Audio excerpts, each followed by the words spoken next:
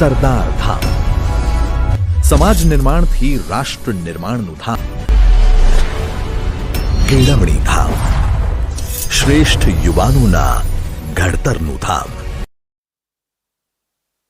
આગળના લેક્ચરમાં આપણે અર્થવ્યવસ્થાના સબ્જેક્ટની શરૂઆત કરી હતી, જે અંતર્ગત આપણે જોયું હતું કે શું વાંચવું શું ન વાંચવું, બુક બાબતેની ચર્ચા કરી હતી, કરંટનું શું મહત્વ છે અને કરંટને કેવી રીતે એપ્રોચ કરવું, આ સિવાય સબ્જેક્ટને કેવી રીતે એપ્રોચ કરો, આ બધી ચર્ચા કરી ચૂક્યા હતા. અને સબ્જેક્ટની એપ્રોચ કરવાની ચર્ચા સિવાય અમુક બેઝિક વસ્તુ આપણે પ્રારંભ કરી હતી. ઓકે, ફટાફટ એકવાર આપણે શું ભણ્યા હતા એને રિવાઇઝ કરી લઈએ.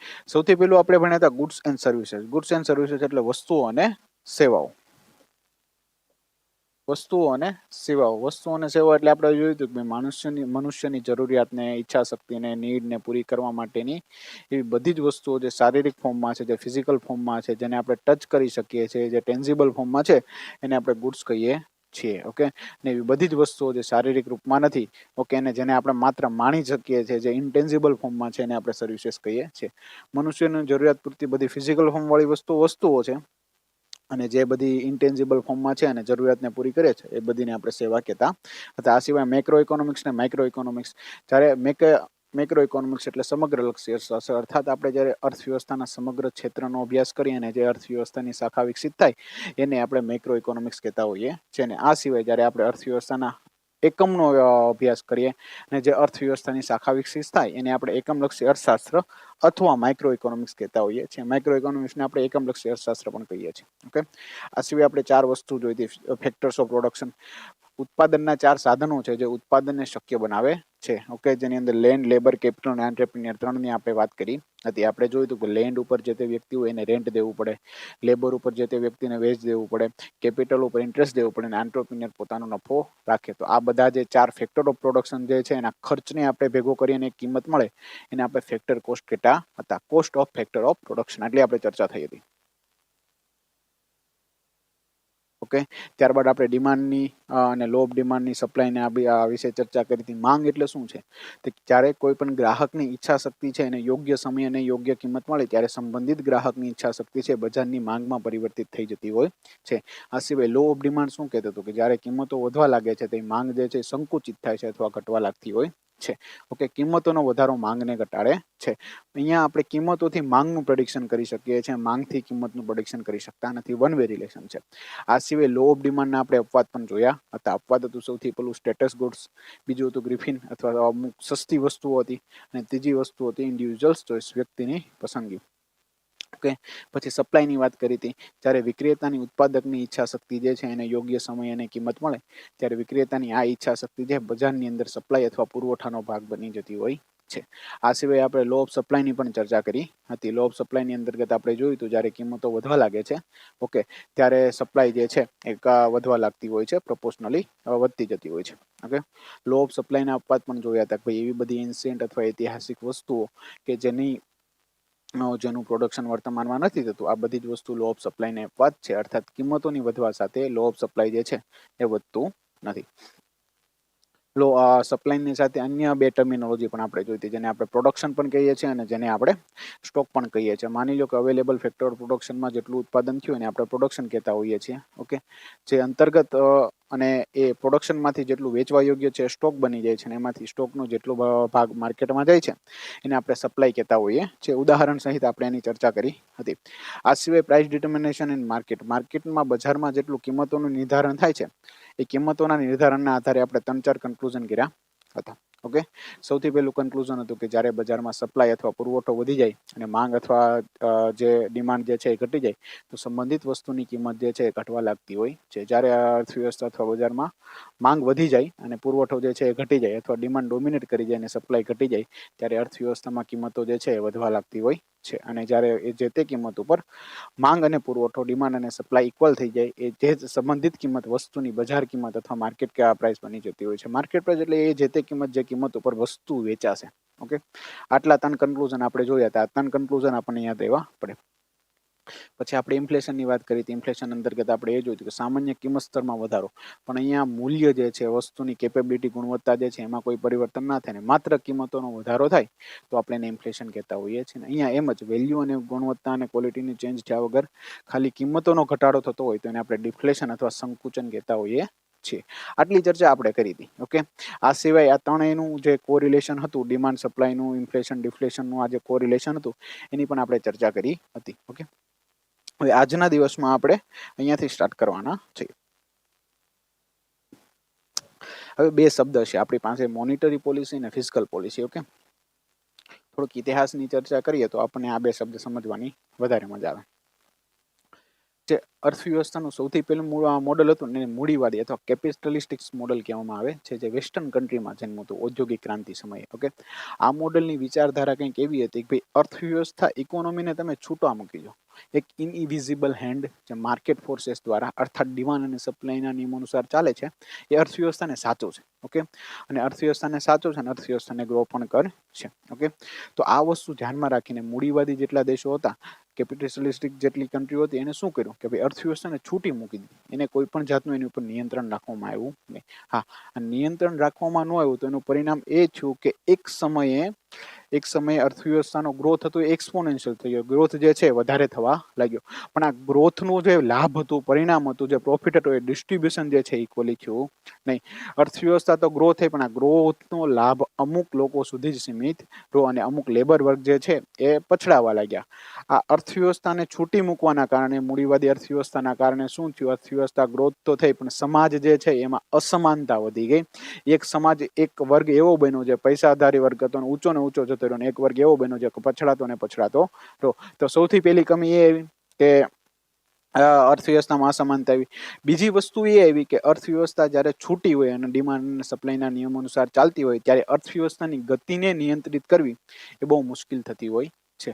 અર્થવ્યવસ્થાની ગતિ એટલે અર્થવ્યવસ્થા જો તેજીમાં હોય તો સદંતર તેજીમાં આગળ ચાલતી રહેતી હોય છે, અને અર્થવ્યવસ્થા જ્યારે મંદીમાં હોય છે ત્યારે સદંતર મંદીમાં આગળ ચાલતી રહેતી હોય છે. તે આ અર્થવ્યવસ્થાની જે ટ્રેજેક્ટરી છે, તેજીમાંથી મંદીમાં આવવાની, મંદીમાંથી તેજીમાં આવવાની, એને આપણે ટ્રેડ સાયકલ અથવા વેપાર ચક્ર પણ કહેતા હોઈએ છીએ. હવે વસ્તુ શું થાય છે, ચાલો એક ઉદાહરણથી આપણે સમજીએ. માની લો કે અર્થવ્યવસ્થા જે છે એમાં તમે માંગ વધારો છો. માંગ વધારો એટલે સામાન્ય વસ્તુ છે. ચાલો તમે એક મર્સિડીઝ ગાડી તમે પરચેસ કરી, તમે એક મર્સિડીઝ ગાડી પરચેસ કરો છો તો પરિણામે મર્સિડીઝનું પ્રોડક્શન વધ્યું.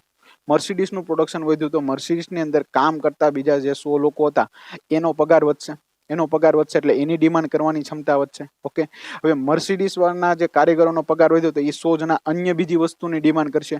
અન્ય બીજી વસ્તુની ડિમાન્ડ કરશે તો અન્ય બીજી વસ્તુનું પ્રોડક્શન વધશે. અન્ય બીજી વસ્તુનું પ્રોડક્શન વધશે તો એ પ્રોડક્શનમાં જે વ્યક્તિઓ હતા એની આવક વધશે, અને એની આવક વધશે તો એની ડિમાન્ડ કરવાની ક્ષમતા વધશે. અર્થાત હું એક મર્સિડીઝ લઉં છું તો એના કારણે મર્સિડીઝમાં કામ કરતા અન્ય 100 લોકોને નફો થતો હોય છે. એનો નફો થયો એટલે એની ડિમાન્ડ કરવાની ક્ષમતા વધી. અર્થાત એનો પેલા 10,000 પગાર હતો, હવે અત્યારે 11,000 થઈ જશે. અર્થાત એ પેલા 10,000ની ડિમાન્ડ કરી શકતા હતા, અર્થાત હવે એ 11,000ની ડિમાન્ડ કરી શકશે.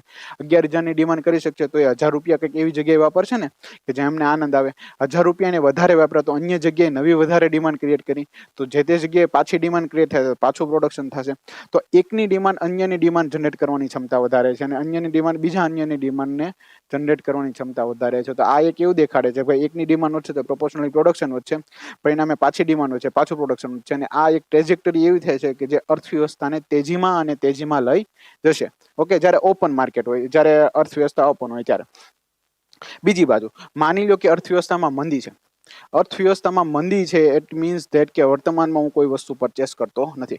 હું પરચેસ નહીં કરું તો માની લો કે મર્સિડીઝ વાળા જે પ્રોડક્શનમાં યુનિટ હતા એ વ્યક્તિઓને જે પગાર મળવાનો છે એ નહીં મળે, અથવા એ લોકોને કાઢી નાખવામાં આવશે. કેમ? કારણ કે મર્સિડીઝની કોઈ ડિમાન્ડ છે નહીં. અર્થાત મારી ડિમાન્ડ કરવાની ક્ષમતા પૂરી થઈ ગઈ, ઘટી ગઈ, એટલે પરિણામે હું કોઈ પરચેસ નહીં કરું તો સામે મર્સિડીઝ વાળાનું પ્રોડક્શન પણ નહીં થાય.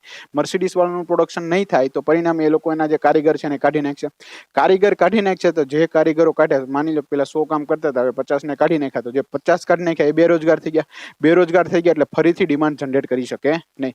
જો એ 100 કામ કરતા તો અન્યની ડિમાન્ડ જનરેટ કરી શકત ને, તો એ અન્ય જગ્યાએ હવે ડિમાન્ડ નહીં જનરેટ કરી શકે. કેમ? કારણ કે 50 જણા નીકળી ગયા, તો હવે ડિમાન્ડ જનરેટ જે પેલા 100ની થવાની તો માત્ર 50ની જ થશે. ઓકે, તો ભવિષ્યમાં શું કે આગળની સ્થિતિમાં જે સોની આશા રાખીને ડિમાન્ડ જનરેટ થવાની માટે બેઠા હતા એ લોકો પાસે ડિમાન્ડ આવી શકશે નહીં. તો આ એક વસ્તુ શું કે છે, મારી ડિમાન્ડ કરવાની ક્ષમતા ઘટે છે તો પ્રોપોર્શનલી સામે બીજા લોકોની પણ ઘટશે, પરિણામે એનાથી આગળ ત્રીજાની પણ ઘટશે. હું ડિમાન્ડ નહીં કરું તો સામે પ્રોડક્શન નહીં થાય, આ પ્રોડક્શન નહીં થાય તો પાછો એનો નફો નહીં થાય, તો ફરીથી એની ડિમાન્ડ કરવાની ક્ષમતા ઘટશે. તો એ આગળથી જ્યાં બીજી જગ્યાએ ડિમાન્ડ કરતો તો ત્યાં ડિમાન્ડ નહીં કરે તો ત્યાં પ્રોડક્શન નહીં થાય. તો આ એક એવી સાયકલ છે કે જેમાં મારી ઘટે છે તો પ્રોપોર્શનલી હું આશા રાખું છું અર્થવ્યવસ્થા મંદીમાં ને મંદીમાં જતી રહેશે. એક સાઈડ આપણે તેજીની વાત કરી કે ભાઈ હું ડિમાન્ડ કરીશ તો પ્રોડક્શન વધશે, તેનો ફાયદો છે, ફરીથી એ લોકોની ડિમાન્ડ કરવાની ક્ષમતા વધશે અને એ ડિમાન્ડ કરવાની ક્ષમતા એક્સપોનેન્શિયલી વધતી જાય છે. એક સાઈડ મેં ઘટાડવાની વાત કરી તો એક સાઈડ એ ઘટતી જશે. તો જ્યારે આવી અર્થવ્યવસ્થાની અંદર તેજીને તેજી આવતી હોય છે અને જ્યારે અર્થવ્યવસ્થામાં મંદીને મંદી આવતી હોય છે ત્યારે આ અર્થવ્યવસ્થા જે છે એને પાછી ટ્રેક ઉપર લાવવા માટે જો કોઈ મેકેનિઝમ ન હોય તો એ મેકેનિઝમ ના હોય તો માની લે કે અર્થવ્યવસ્થા છે પોતાની ગતિથી ચૂકી જતી હોય છે.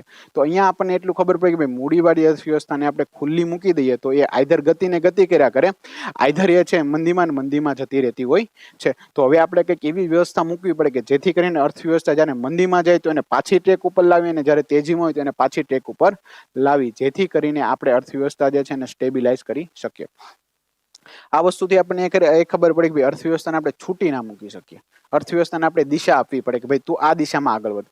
જો આપણે છૂટી મૂકી દઈએ તો આઈધર ગ્રોથ કર્યા કરે અને આઈધર મંદીમાં જતું કરે.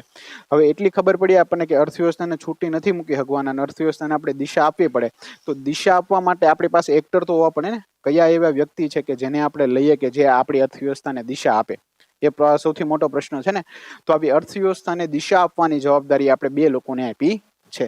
એક તો છે ગવર્મેન્ટ અને એક તો છે આરબીઆઈ.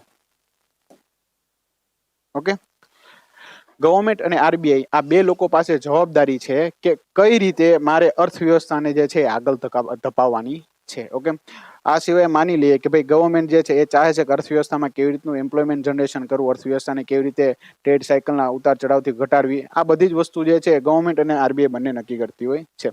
તો આ અર્થવ્યવસ્થાને આગળ ધપાવવાના, અર્થવ્યવસ્થાને વિકાસ કરવાના, અર્થવ્યવસ્થાને ટ્રેજેક્ટરીમાં ફરીથી લાવવાના જે સેટ ઓફ ટૂલ્સ જે ગવર્મેન્ટ ઇસ્યુ કરે છે અને અર્થવ્યવસ્થાને મેન્ટેન કરે છે, તો આ ગવર્મેન્ટ દ્વારા ઇસ્યુ કરવામાં આવેલા સેટ ઓફ ટૂલ્સને આપણે ફિઝિકલ પોલિસી અથવા રાજકોષીય નીતિ કહેતા હોઈએ છીએ. અને અર્થવ્યવસ્થાને પાછી ગતિ ઉપર લાવવાના, પાછી ટ્રેજેક્ટરી ઉપર લાવવાના સેટ ઓફ ટૂલ્સ જે આરબીઆઈ ઇસ્યુ કરે છે, આવા સેટ ઓફ ટૂલ્સને આપણે મોનિટરી પોલિસી કહેતા હોઈએ છીએ. ઓકે, મોનિટરી પોલિસી એટલે નાણાકીય નીતિ. તો સામાન્ય ભાષામાં કહીએ કે ભાઈ મોનિટરી પોલિસી અને ફિસ્કલ પોલિસી અથવા નાણાકીય નીતિ અને રાજકોષીય નીતિમાં સમાનતા શું છે?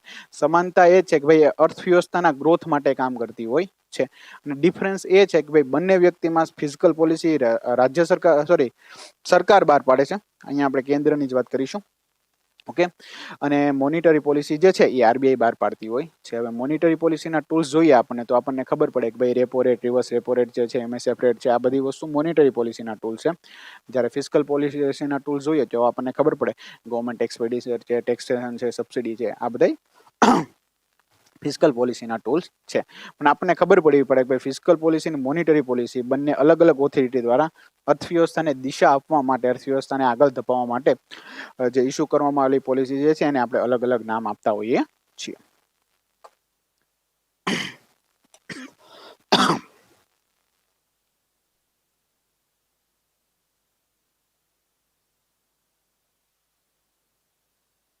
ઓકે,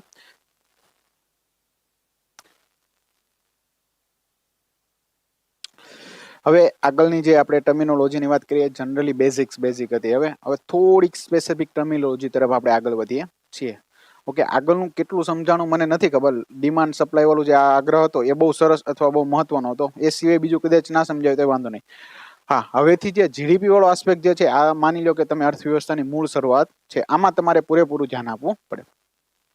આપણી પાસે એક ટર્મ છે GDP. Okay, gross domestic product, सकल ઘરેલું ઉત્પાદ. ઓકે, જીડીપી છે શું? જીડીપી ને દેશી ભાષામાં જ્યારે આપણે એની વ્યાખ્યા જોઈએ તો આપણને ખબર પડે જીડીપી એટલે કોઈ એક વર્ષની અંદર કોઈ એક ડોમેસ્ટિક બાઉન્ડ્રીની અંદર ઉત્પાદિત થયેલી બધી જ અંતિમ વસ્તુઓ અને સેવાઓના બજાર મૂલ્યના સરવાળાને આપણે જીડીપી કહીએ છીએ. ફરીથી, કોઈ એક વર્ષની અંદર કોઈ એક દેશની ડોમેસ્ટિક બાઉન્ડ્રીની અંદર ઉત્પાદિત થયેલી બધી જ વસ્તુઓ અને સેવાઓ, કઈ તો કે ભાઈ બધી જ અંતિમ વસ્તુઓ અને સેવાઓના બજાર મૂલ્યના સરવાળાને આપણે જીડીપી કહીએ છીએ. માની લો કે ભાઈ આપણે ઇન્ડિયાની ડોમેસ્ટિક બાઉન્ડ્રી જે છે, દોરવું નથી બોલીને ચાલી જશે. માની લો કે આપણે ઇન્ડિયાની જે ડોમેસ્ટિક બાઉન્ડ્રી જે છે એની અંતર્ગત એક વર્ષમાં 10 પેન બને છે. પેન્ટોનિકની 10 પેન જે છે એક વર્ષમાં ભારતની ડોમેસ્ટિક બાઉન્ડ્રીની અંતર્ગત બને છે અને અંતિમ ફાઇનલ ગુડ છે. ભાઈ એમાં એ ફરક, ફાઇનલ ગુડ શું છે આપણે ચર્ચા કરીશું. ઓકે, ચાલો ફાઇનલ ગુડની ચર્ચા કરી જ લઈએ, અધરવાઇઝ તમને સમજાશે નહીં. વસ્તુ જે છે એના ઉપયોગના આધારે બે રીતમાં અથવા બે ભાગોમાં વેચવામાં આવતી હોય છે. એક તો છે ઇન્ટરમીડિયેટરી ગુડ્સ અને એક તો છે ફાઇનલ ગુડ્સ, મધ્યવર્તી વસ્તુઓ અને અંતિમ વસ્તુઓ. ઇન્ટરમીડિયેટરી ગુડ્સ અથવા મધ્યવર્તી વસ્તુઓ એવી વસ્તુઓ હોય છે જે ફરીથી ઉત્પાદનની પ્રક્રિયામાં ભાગીદારી કરતી હોય છે. મધ્યવર્તી વસ્તુઓ અથવા ઇન્ટરમીડિયેટરી ગુડ્સ છે એને તમે કન્ઝ્યુમ કરી શકતા નથી, અલ્ટિમેટલી કન્ઝ્યુમ નથી કરી શકતા, એ ઉત્પાદનમાં ભાગ લે છે.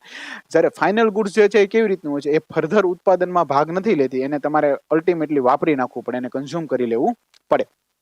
ઓકે, અહીંયા આપણે માત્ર ફાઇનલ ગુડ્સ જે છે એને જ આપણે કન્સિડર કરતા હોઈએ છીએ. તો માની લો કે ભાઈ જીડીપીની અંતર્ગત એક વર્ષની અંતર્ગત ડોમેસ્ટિક બાઉન્ડ્રીની અંતર્ગત ઉત્પાદિત થયેલી બધી જ વસ્તુઓ અને સેવાઓના બજાર મૂલ્યના સરવાળાને આપણે જીડીપી કહીએ છીએ. તો આપણે ઉદાહરણ લઈએ કે ભાઈ ભારતની ડોમેસ્ટિક બાઉન્ડ્રી લઈ લીધી આપણે, એને એક વર્ષ લઈ લીધું, અને એક વર્ષની અંતર્ગત આપણને ખબર પડી કે ભાઈ ભારતની અંતર્ગત 10 પેન્ટોનિક પેન બની છે. 10 રૂપિયા વાળી એક પેનની કિંમત 10 રૂપિયા છે, એવી 10 પેન્ટોનિક પેન બની છે. તો બધી જ અંતિમ વસ્તુઓ અને સેવાઓ તો કેટલી થઈ ગઈ? 10.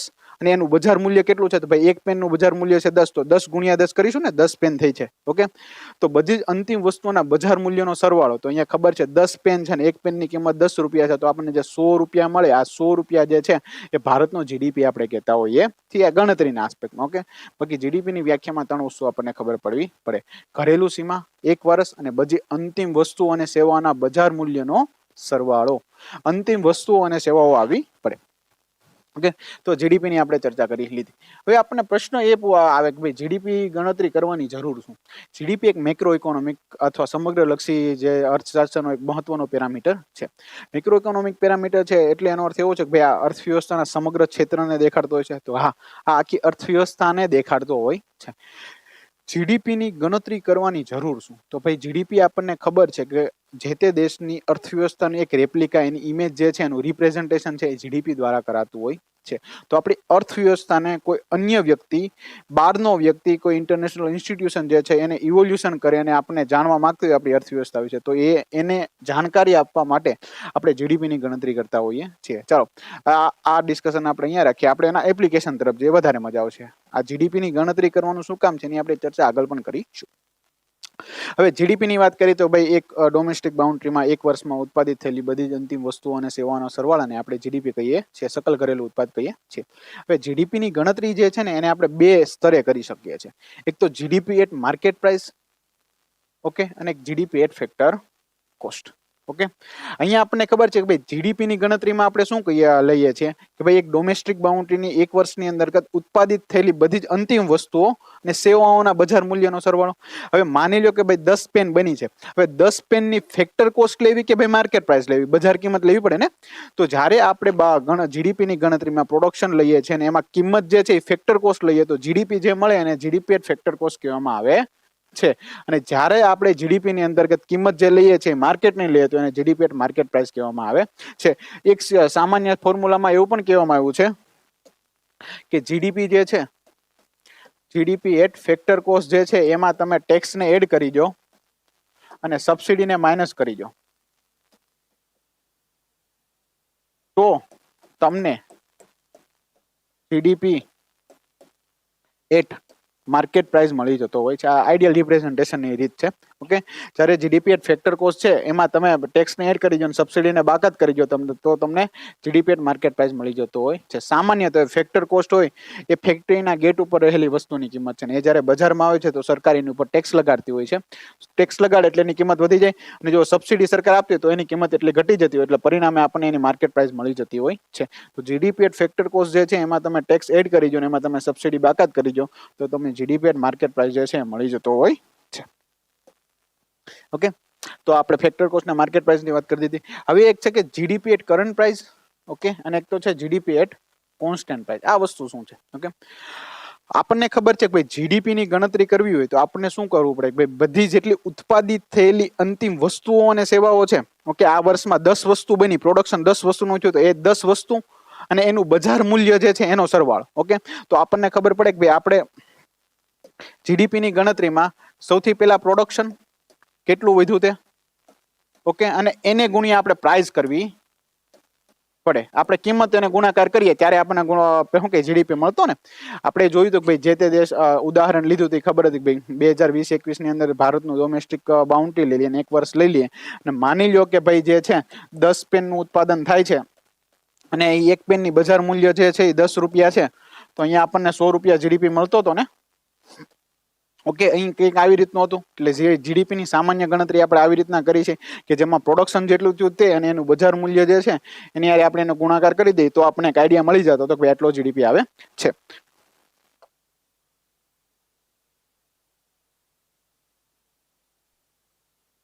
જીડીપી આવે છે. હવે આપણે એ જોવાનું છે કે જીડીપી એટ કરંટ પ્રાઇસ અને જીડીપી એટ કોન્સ્ટન્ટ પ્રાઇસ. હવે જીડીપી જે છે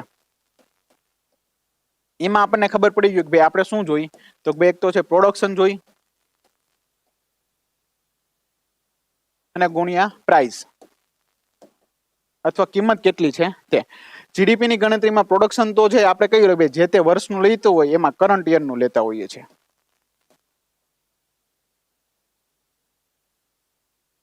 અર્થાત જે છે 2020-21 જે છે મારે 2020-21 નો જીડીપી જોઈએ તો 2020-21 માં પ્રોડક્શન તો 2020-21 નું જ લઈશ. ઓકે, પણ અહીંયા પ્રાઇસ જે છે ને એમાં અલગ અલગ લેતા હોય. જ્યારે આપણે પ્રાઇસ જે છે બેઝ યર ની લઈએ,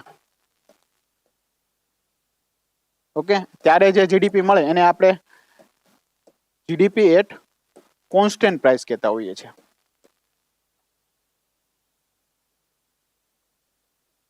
ઓકે, અને જ્યારે પ્રાઇસ આપણે કરંટ યર ની લઈએ ત્યારે આપણે એને જીડીપી એટ કરંટ પ્રાઇસ કહેતા હોઈએ છીએ. ઓકે, ફરીથી જીડીપી ની ગણતરી માટે આપણને ખબર છે કે ભાઈ કેટલું પ્રોડક્શન થયું ત્યાં અને કેટલી કિંમત આવી. તે હવે વર્તમાન યરમાં આપણે જો 2020-21 નું આપણે જીડીપી ગણતરી કરવું હોય તો આપણને ખબર પડે કે 2020-21 યર ની અંદર ડોમેસ્ટિક બાઉન્ડ્રી ની અંદર કેટલું પ્રોડક્શન થયું તે ડોમેસ્ટિક બાઉન્ડ્રી ની અંદર ઉત્પાદિત થયેલી બધી જ અંતિમ વસ્તુઓ અને સેવાઓ. તો ઉત્પાદિત થયેલી કેટલી થઈ આપણને ખબર છે, કરંટ યરમાં ઉત્પાદિત થઈ છે કેટલી, તો માની લો કે ભાઈ એક્સ જે છે એટલી ઉત્પાદિત થઈ છે, એની બજાર મૂલ્યનો સરવાળો. એટલે અહીંયા આજે જેટલી વસ્તુ બની છે એનું બજાર મૂલ્ય જે છે એનો સરવાળો લેવાનો છે. હવે અહીંયા આપણને ખબર છે પ્રોડક્શન તો આપણે જે તે યરમાં જે તે વસ્તુનું લઈએ છીએ, ઓકે, પણ અહીંયા કિંમતો જે છે એ કિંમતો આપણે અલગ અલગ લેતા હોઈએ છીએ. માની લો કે કિંમતો આપણે બેઝ યરની લીધી, બેઝ યરની લઈ અથવા અત્યારે વર્તમાનમાં બેઝ યર જે છે 2011 ને 12 નું છે.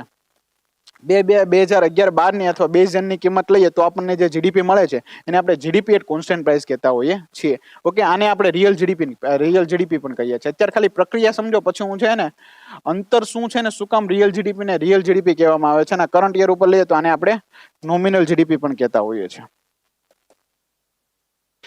રિયલ જીડીપી ને કેમ રિયલ કહેવામાં આવે છે, નોમિનલ ને કેમ નોમિનલ કહેવામાં આવે છે એની આપણે ચર્ચા પછી કરીશું. અત્યારે ખાલી આ પ્રક્રિયા સમજો.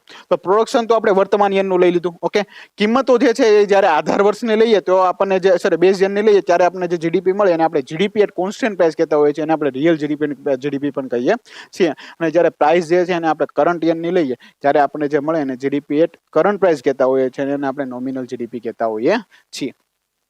હવે આ જીડીપી જે છે એને રિયલ જીડીપી શું કામ કહેવામાં આવે છે ને એનું કારણ આપણે જોવાનું છે. આટલી વસ્તુ તમને ખબર પડી જવી પડે કે ભાઈ જીડીપી એટ કરંટ પ્રાઇસ શું છે અને જીડીપી એટ કોન્સ્ટન્ટ પ્રાઇસ શું છે. ઓકે, કરંટ પ્રાઇસ ની અંદર આપણે પેલા મારે લઈએ, કરંટ પ્રાઇસ ની અંદર આપણે કરંટ પ્રાઇસ ને લેતા હોઈએ છીએ અને આપણને નોમિનલ જીડીપી મળે છે અને કોન્સ્ટન્ટ પ્રાઇસ ની અંતર્ગત આપણે આધાર વર્ષની કિંમતો લેતા હોઈએ છીએ, પરિણામે આપણને રિયલ જીડીપી મળે છે. માની લો કે 2011-12 ની અર્થવ્યવસ્થા છે. ઓકે, 2011-12 ની અર્થવ્યવસ્થા છે ને અહીંયા આપણે માની લો કે 2020 ને 21 ની અર્થવ્યવસ્થા છે. ઓકે, 2011-12 ની અર્થવ્યવસ્થા છે અને આ 2020-21 ની અર્થવ્યવસ્થા છે. 2011-12 ની વ્યવસ્થા હતી તો માની લો કે 10 યુનિટનું પ્રોડક્શન થતું હતું અને એક યુનિટની કિંમત હતી 10 રૂપિયા. ઓકે, 10 યુનિટનું પ્રોડક્શન થતું હતું અને એક યુનિટની કિંમત હતી 10 રૂપિયા. તો આ આશરે આપણને ખબર પડતી હતી કે ભાઈ જીડીપી કેટલો થતો હતો, જીડીપી થતો હતો 100 રૂપિયા. ઓકે, આટલી આપણને ખબર પડી ગઈ. હવે 2020-21 માં આવી ગયા. 2020-21 માં ઉત્પાદન જે છે એ વધીને કેટલું થઈ ગયું? તો કે ભાઈ 12 યુનિટ થઈ ગયું. ઉત્પાદન 12 યુનિટ થઈ ગયું. અને કિંમતો જે 10 રૂપિયા હતી અમુક કારણોવશ વધીને એ પણ થઈ ગઈ 12 રૂપિયા. ઓકે, ઉત્પાદન વધીને 12 રૂપિયા થઈ ગયું, કિંમતો વધીને 12 થઈ ગઈ. તો અહીંયા માની લઈએ કે આ જીડીપી કેટલો થઈ ગયો? 144% થઈ ગયો. 144% જીડીપી થઈ ગયો. હવે આપણે જયારે 2011 અને 2012 ને કમ્પેર કરીએ, આ તો સિમ્પલ ખબર પડી ગઈ ને. પેલા જો 2011-12 ના વર્ષમાં ઘરેલું સીમાની અંતર્ગત ઉત્પાદન 10 યુનિટનું હતું, તો આ બધી જ વસ્તુઓનું બજાર મૂલ્યનો સરવાળો આપણને 100 મળતો હતો. સેમ આ 2020-21 ના યરની અંતર્ગત ડોમેસ્ટિક બાઉન્ડ્રીની અંદર ઉત્પાદન 12 યુનિટનું હતું, જેની બજાર માર્કેટ પ્રાઇસ હતી, એનો બધો સરવાળો જે છે આપણે કરીએ તો આપણને 144 મળતો હતો. 144 મળ્યો. હવે આપણે જયારે 2011-12 નો જીડીપી જે છે એને 2020-21 ના જીડીપી સાથે સરખાવીએ તો આપણને અહીંયા ખબર પડે કે 100 થી લઈને 144 બન્યો છે. અર્થાત અહીંયા આપણને ખબર પડે કે જીડીપી 100 થી 144 બન્યો. ઇટ મીન્સ ધેટ કે અહીંયા 44% નો ગ્રોથ દેખાડ્યો એને. ઓકે, ફિક્સ યાદ રાખો 44% નો ગ્રોથ. હવે અહીંયા જોવો તમે, આ પ્રોડક્શન છે ને, પેલા 10 યુનિટ નું થતું હતું ને અહીંયા હવે 12 યુનિટ નું થઈ ગયું. 10 યુનિટ નું પ્રોડક્શન હતું ને 12 યુનિટ નું પ્રોડક્શન થયું, તો અહીંયા આપણને ખબર પડી કે અહીંયા વધારો 20% નો થયો છે. ઓકે, કમ્પ્લીટ આટલી વસ્તુ ખબર પડી ગઈ. જીડીપી 100 હતો 1 થી 44 એટલે 44% નો વધારો થયો. અને પેલા 10 યુનિટ નું પ્રોડક્શન હતું, અહીંયા 12 યુનિટ નું થઈ ગયું, એટલે 20% નો પ્રોડક્શનમાં વધારો થયો. હવે જ્યારે આપણે જીડીપી ની ચર્ચા કરીએ તો આપણને ખબર પડે કે ગ્રોસ ડોમેસ્ટિક પ્રોડક્શન, તો એ પોતાની જાતમાં તો એક પ્રોડક્શન જ છે ને.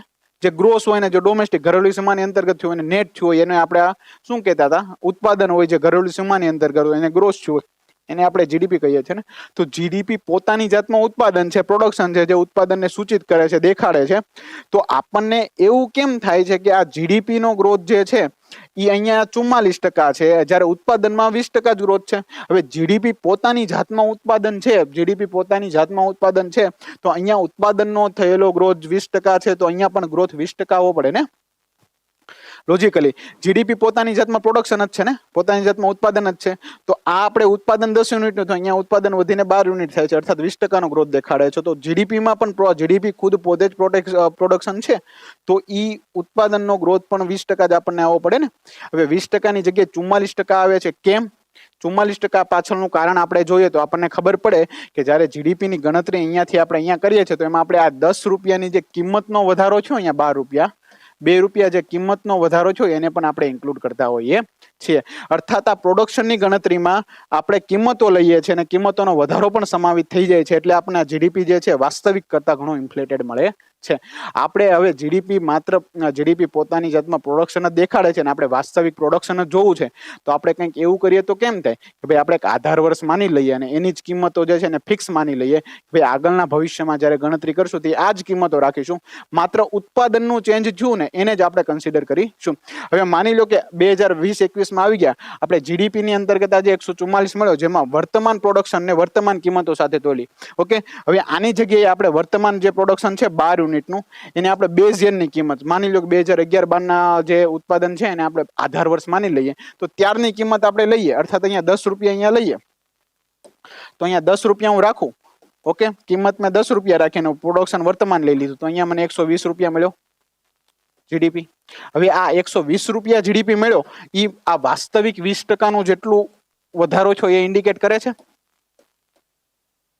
ઓકે, હવે અહીંયા જો જીડીપી પોતાની જાતમાં પ્રોડક્શન છે, તો અહીંયા આ જીડીપી જો જ્યારે આપણે કિંમતોને કોન્સ્ટન્ટ કરી દીધી, બેઝ યરની લઈ લીધી, તે આપણને જીડીપી મળ્યો એ 20% ના વધારા વાળો મળ્યો, અને આ 20% એક્ઝેક્ટ એ જ છે કે જેવો પ્રોડક્શન થયું છે.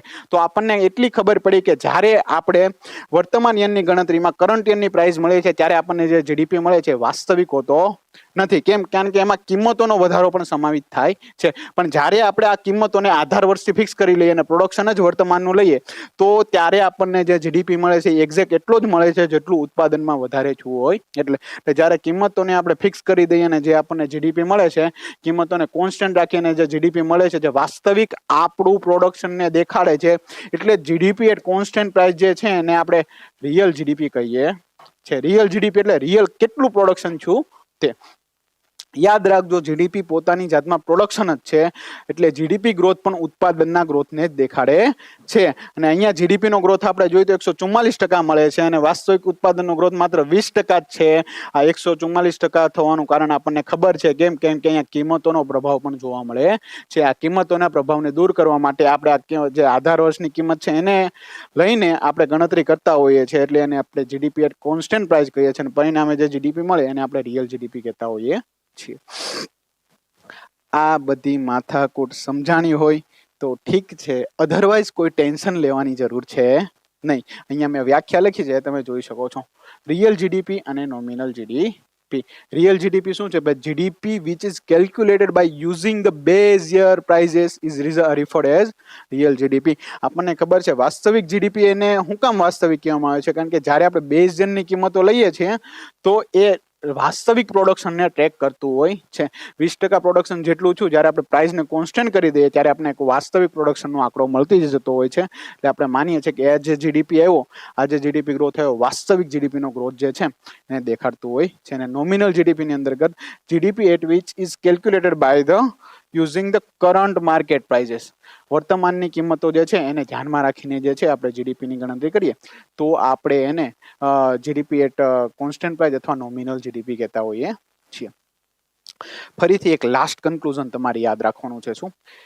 જીડીપીની ગણતરી માટે મારે બે વસ્તુની જરૂર પડતી હોય છે. એક તો વર્તમાન યરનું પ્રોડક્શન અને બીજું છે કિંમત. ઓકે, કિંમત જ્યારે હું આધાર વર્ષની લઉં છું ને ત્યારે મને જે જીડીપી મળે ને, વર્તમાન પ્રોડક્શન ને આધાર વર્ષની કિંમત, એને આપણે જીડીપી એટ કોન્સ્ટન્ટ પ્રાઇસ કહીએ છીએ, જે રિયલ જીડીપી છે. કેમ? કારણ કે આ રિયલ જીડીપી વાસ્તવિક પ્રોડક્શન જેટલો વધારો છે એટલો જ આપણને ડેટા આપતો હોય છે, એટલે આપણે એને રિયલ કહીએ છીએ. બીજી બાજુ જ્યારે પ્રોડક્શન જે છે વર્તમાન યનનું લઈએ અને કિંમતો પણ વર્તમાન યનની લઈએ, જેને આપણે જીડીપી એટ કરંટ પ્રાઇસ કહેવામાં આવે છે. કેમ? કારણ કે અહીંયા કરંટ વર્તમાન યનની પ્રાઇસ લીધી છે. કરંટ એટલે વર્તમાન, ઓકે ને, કરંટ અફેર્સ.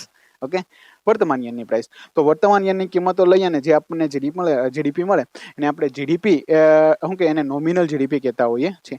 હવે આપણને ખબર છે કે જ્યારે આપણે વર્તમાન કિંમતો લઈએ તો આપણને ખબર છે કે એમાં ફુગાવાનો પ્રભાવ જોવા મળે છે. આપણને ખબર હતી કે 10 રૂપિયાથી 12 રૂપિયા થઈ હતી, કિંમતોનો વધારો થયો હતો ને, આ કિંમતોનો વધારો ફુગાવાના કારણે થઈ શક્યો હતો. તો અહીંયાથી આપણને એટલી ખબર પડે કે નોમિનલ જીડીપીની અંતર્ગત ફુગાવાનો પ્રભાવ જે છે એ જોવા મળે છે. રિયલ જીડીપીમાં આપણે કિંમતો કોન્સ્ટન્ટ કરી દીધી છે, એટલે માત્ર ઉત્પાદનનો જ આંકડો આપણને એક્ઝેક્ટ મળતો હોય છે. પરિણામે રિયલ જીડીપીમાં ફુગાવાનો પ્રભાવ જોવા મળતો નથી. નોમિનલ જીડીપીમાં જે છે ફુગાવાનો પ્રભાવ જોવા મળે છે. ટેન્શન લેવાની કાંઈ જરૂર નથી. રિયલ જીડીપીની ગણતરી આપણે કોન્સ્ટન્ટ પ્રાઇસ ઉપર કરીએ છીએ, એટલે એને જીડીપી એટ કોન્સ્ટન્ટ પ્રાઇસ કહેવામાં આવે છે. અને નોમિનલ જીડીપીની ગણતરી આપણે જીડીપી એટ કરંટ પ્રાઇસ કરીએ છીએ, એટલે એને નોમિનલ જીડીપી કહેવામાં આવે છે. ઓકે, જેટલી વસ્તુ સમજાય એટલી યાદ રાખજો. ન સમજાય તો જેટલું આ લખ્યું છે ને એને તમે રટી લેજો. ઓકે, કારણ કે અમુક વસ્તુ જે છે એને હું ચેન્જ કરી શકું નહીં. ઓકે, ડેટા છે યાદ રાખજો. જીડીપી એટ કોન્સ્ટન્ટ પ્રાઇસ અથવા રિયલ જીડીપી નો આપણે આંકડો જોઈએ તો આપણને ખબર પડે કે વર્તમાનમાં ભારતનો જીડીપી 145 લાખ કરોડ છે. એને 1 કરોડ આપણને મળી ગયા હોય તો હું ખોટું છે, પણ મળે નહીં. 145 લાખ કરોડ છે. આ રિયલ જીડીપી છે. આ રિયલ જીડીપી છે. કેમ? કારણ કે અહીંયા આપણે કોન્સ્ટન્ટ પ્રાઇસ લીધી છે. ઓકે, અને બીજું છે જીડીપી એટ કરંટ પ્રાઇસ કેટલો છે? એ તો એથી વધારે છે, 203 લાખ કરોડ. વર્તમાનમાં તો આટલી જ વેલ્યુ છે, એટલે આના 1 કરોડ મળી જાય તો પણ આપણને ફાયદો થઈ જાય, પણ આમાંથી ને પણ મળવાના છે નહીં. આ શું છે? આ નોમિનલ જીડીપી છે. કેમ કે આને કે અહીંયા આપણે કરંટ પ્રાઇસ લીધી છે અને અહીંયા આપણે કોન્સ્ટન્ટ પ્રાઇસ લીધી છે, એટલે આ રિયલ જીડીપી છે. ઓકે, આઈ થોટ આ વસ્તુ તમને બધાને ખબર પડી ગઈ હશે. ખબર પડવી પડે.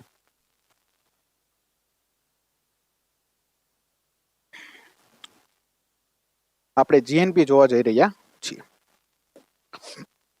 ઓકે, હવે આપણને એટલી ખબર હતી કે ભાઈ આ જીડીપીની ગણતરી કરવાની જરૂર શું કામ પડી? તો કે ભાઈ આપણી અર્થવ્યવસ્થાને કોઈ થર્ડ પાર્ટી અથવા કહી શકીએ આંતરરાષ્ટ્રીય સ્તરે કોઈ પણ ઇન્વેસ્ટર છે, કોઈ પણ દેશ છે, કોઈ પણ આંતરરાષ્ટ્રીય સંસ્થા છે, ક્રેડિટ રેટિંગ એજન્સી છે, આ બધી વ્યક્તિઓ અથવા ઇન્સ્ટિટ્યુશન જે છે એ ભારતની અર્થવ્યવસ્થાનું ઇવોલ્યુશન કરવા માંગતી હોય તો એને એક એવો પેરામીટર જોઈએ ને કે જેના આધારે ઇવોલ્યુશન કરી શકે.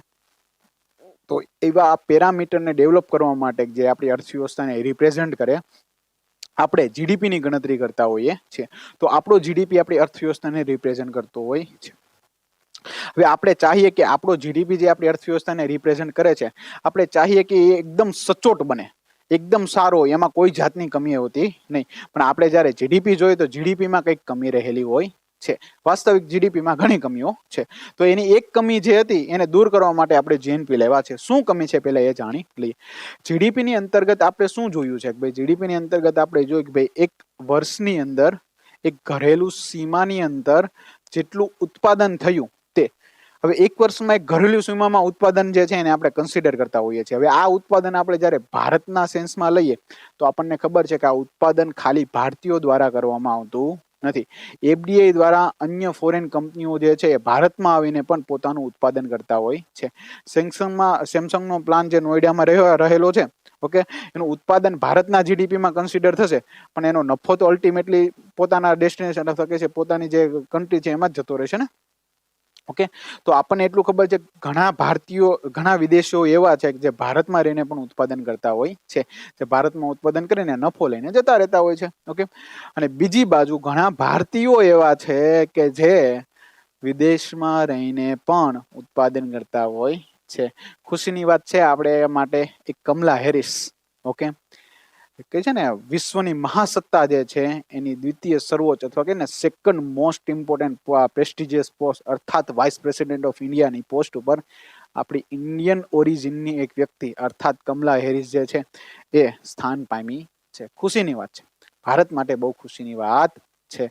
ઓકે, કદાચ અન્ય કોઈ જગ્યાએ પ્રેસિડેન્ટ અથવા વાઇસ પ્રેસિડેન્ટ બની હોત ને તો મહત્વ હતું નહીં, પણ અમેરિકાની વાઇસ પ્રેસિડેન્ટ બનવું એટલે તો ભાઈ કહી શકીએ કે ભાઈ બહુ જ મહત્વનું અથવા કહી શકીએ બહુ પ્રેસ્ટિજિયસ પોસ્ટ ઉપર છે. અને અમેરિકા એક મેચ્યોર ડેમોક્રેસી છે, જે અંતર્ગત એવું કરવામાં આવે છે કે જે વાઇસ પ્રેસિડેન્ટ વર્તમાનમાં હોય છે ને, ભવિષ્યમાં એના પ્રેસિડેન્શિયલ કેન્ડિડેટ બનવાના ચાન્સ બહુ વધી જતા હોય છે. ઓકે, આજે જો બિડેન છે એ ઓબામાના રિઝિમની અંતર્ગત વાઇસ પ્રેસિડેન્ટ હતા. ઓકે, અને વર્તમાનમાં એ જો શું કે ઓબામા હતા એને 4 વર્ષની બે ટર્મ પતી ગઈ એટલે વર્તમાનમાં આવી ના શકે, એટલે પરિણામે જો બિડન જે છે પ્રેસિડેન્ટ બન્યા છે. તો આપણે આશા રાખી શકીએ કે જ્યારે જો બિડન પણ પોતાની 2 ટર્મ પતાવી દેશે અને એનો કાર્યકાળ પતી જશે, તે most probable candidate Kamala Harris બનીને આગળ આવશે, જે યુએસના રાષ્ટ્રપતિ પણ બની શકે છે. ખુશીની વાત છે આપણા માટે કે ભારત ઓરિજિનમાં ભારત સાથે સંબંધ ધરાવતા આવા કમલાબેન હેરિસ જે છે એ યુએસના કહી શકે અમુક પ્રેસ્ટિજિયસ પોસ્ટ ઉપર અપોઇન્ટ થયા છે. ઓકે, ચાલો, ખુશીની વાત હતી, અરમાન હતા જે તમારી સામે મેં વ્યક્ત કર્યા. તો આપણે ચર્ચા કરી લઈએ. ચર્ચા આપણે કંઈક એવી કરતા હતા કે જીડીપી જે છે એ એવા ભારતીયો જે ભારતની અંદર એવા ભારતીયો જે વિદેશમાં રહીને ઉત્પાદન કરે છે અને પોતાનો નફો ભારતમાં મોકલે છે એને કન્સિડર કરતું નથી, પણ એવા વિદેશીઓ જે ભારતમાં રહીને ઉત્પાદન કરે છે અને પોતાનો નફો ભારતમાંથી બહાર લઈ જાય છે એને કન્સિડર કરે છે. તો આ એના મોલી થઈને આ કમી થઈ. કેમ? કારણ કે અલ્ટિમેટલી ભારત પાસે શું રહેવાનું એ તો આપણને ખબર નથી ને. કેમ? કારણ કે અમુક વસ્તુ વિદેશીઓ લઈને જવાના છે અને અમુક ભારતીયો ભારતમાં પાછા મોકલવાના છે. તો ઓબ્વિયસલી આ વિદેશોમાંથી થતી જે આવક જે છે અને ભારતમાંથી થતી જાવક જે છે આપણે એને એડ કરીએ અને કહી શકીએ કે ભાઈ જીડીપીની અંતર્ગત આ આસ્પેક્ટને સમાવિત કરીએ તો આપણને એક બહુ સચોટ અને સારો આંકડો મળી શકે ને. તો આ જ વસ્તુને વિદેશોમાંથી થતી ચોખ્ખી આવકને એડ કરવા માટે આપણે જીએનપી લેવા છે. જ્યારે આપણે જીડીપી જે છે, જીડીપીમાં નેટ જીડીપી છે એની અંતર્ગત આપણે net factor income from abroad net factor income from abroad અર્થાત વિદેશોમાંથી થતી ચોખ્ખી આવક. આની અંતર્ગત આપણે શું કરીશું? ભારતીયો જે છે, ઓકે, એને આપણે એડ કરીશું. ઓકે, અને વિદેશીઓ જે છે ફોરેનર્સ એને આપણે સબસ્ટ્રેક્ટ કરીશું. અર્થાત એવા ભારતીયો જે વિદેશમાં કામ કરે છે અને ભારતમાં મોકલે છે એના ઇન્કમને આપણે એડ કરીશું, અને એવા વિદેશીઓ જે ભારતમાં રહીને પોતાની આવકને બહાર મોકલે છે એને આપણે સબસ્ટ્રેક્ટ કરીશું. એટલે આપણને એક આંકડો મળે કે ભાઈ net factor income from abroad અથવા વિદેશોમાંથી થતી ચોખ્ખી આવક કેટલી છે એને આપણે જ્યારે જીડીપીમાં એડ કરી દઈએ ત્યારે આપણને એક આંકડો મળે અને આપણે જીએનપી કહીએ છે, અર્થાત ગ્રોસ નેશનલ પ્રોડક્ટ જે છે એ કહેતા હોઈએ છીએ. હવે આપણને એટલી ખબર પડી કે ભાઈ જીડીપી હતી એની એક કમી હતી કે એ વિદેશીઓને એડ કરતું હતું ને એવા ભારતીયો જે વિદેશમાં રહે છે ને એડ નહોતું કરતું. તો એ વસ્તુના એવા ભારતીયો જે વિદેશમાં રહે છે ને એડ કરવા માટે અને એવા વિદેશીઓ જે ભારતમાં રહે છે ને બાકાત કરવા માટે આપણે એક નવો કોન્સેપ્ટ લેવા છે જેને આપણે જીએનપી કહીએ છીએ. કહી શકીએ કે આપણે આ જે કોન્સેપ્ટ લેવા આ કોન્સેપ્ટ જીડીપી કરતા વધારે સારો છે. કેમ જીડીપી કરતા વધારે એટલે સારો છે કેમ કે આ એ દેખાડે છે કે અલ્ટિમેટલી ભારતની ઇકોનોમી પાસે શું વધશે. ઓકે, જીડીપી નો ગ્રોથ છે બધી વાત તો સાચી છે પણ અલ્ટિમેટલી ભારતને કેટલું મળ્યું? કેમ? કારણ કે વિદેશીઓ ગ્રોથ કરીને પાછા લઈ જતા હોય તો ભારત પાસે કઈ વધે નહીં. ઓકે, તો ભારત પાસે કેટલું વધુ એ જાણવા માટે આપણે જીએનપી લેવું પડે. તો કહી શકીએ બેન જીડીપી ની એક ઇકોનોમિક સેક્ટરમાં કમી હતી, આર્થિક રીતે જે કમી હતી એને દૂર કરવા માટે આપણે જીએનપી લેવા છે. ઓકે, હવે જ્યારે જીએનપી માંથી આપણે ડેપ્રિસિએશન ને બાદ કરી દઈએ, ઘસારાને બાદ કરી દઈએ, આમાંથી આપણે ડેપ્રિસિએશન ને બાદ કરી દઈએ ત્યારે આપણને જે આંકડો મળે એને આપણે એનએનપી કહેતા હોઈએ છીએ. એનએનપી એટલે નેટ નેશનલ પ્રોડક્ટ. ઓકે, જ્યારે આપણે જીએનપી માંથી ડેપ્રિસિએશન ને બાદ કરી દઈએ ત્યારે આપણને જે આંકડો મળે એને આપણે એનએનપી કહેતા હોઈએ છીએ.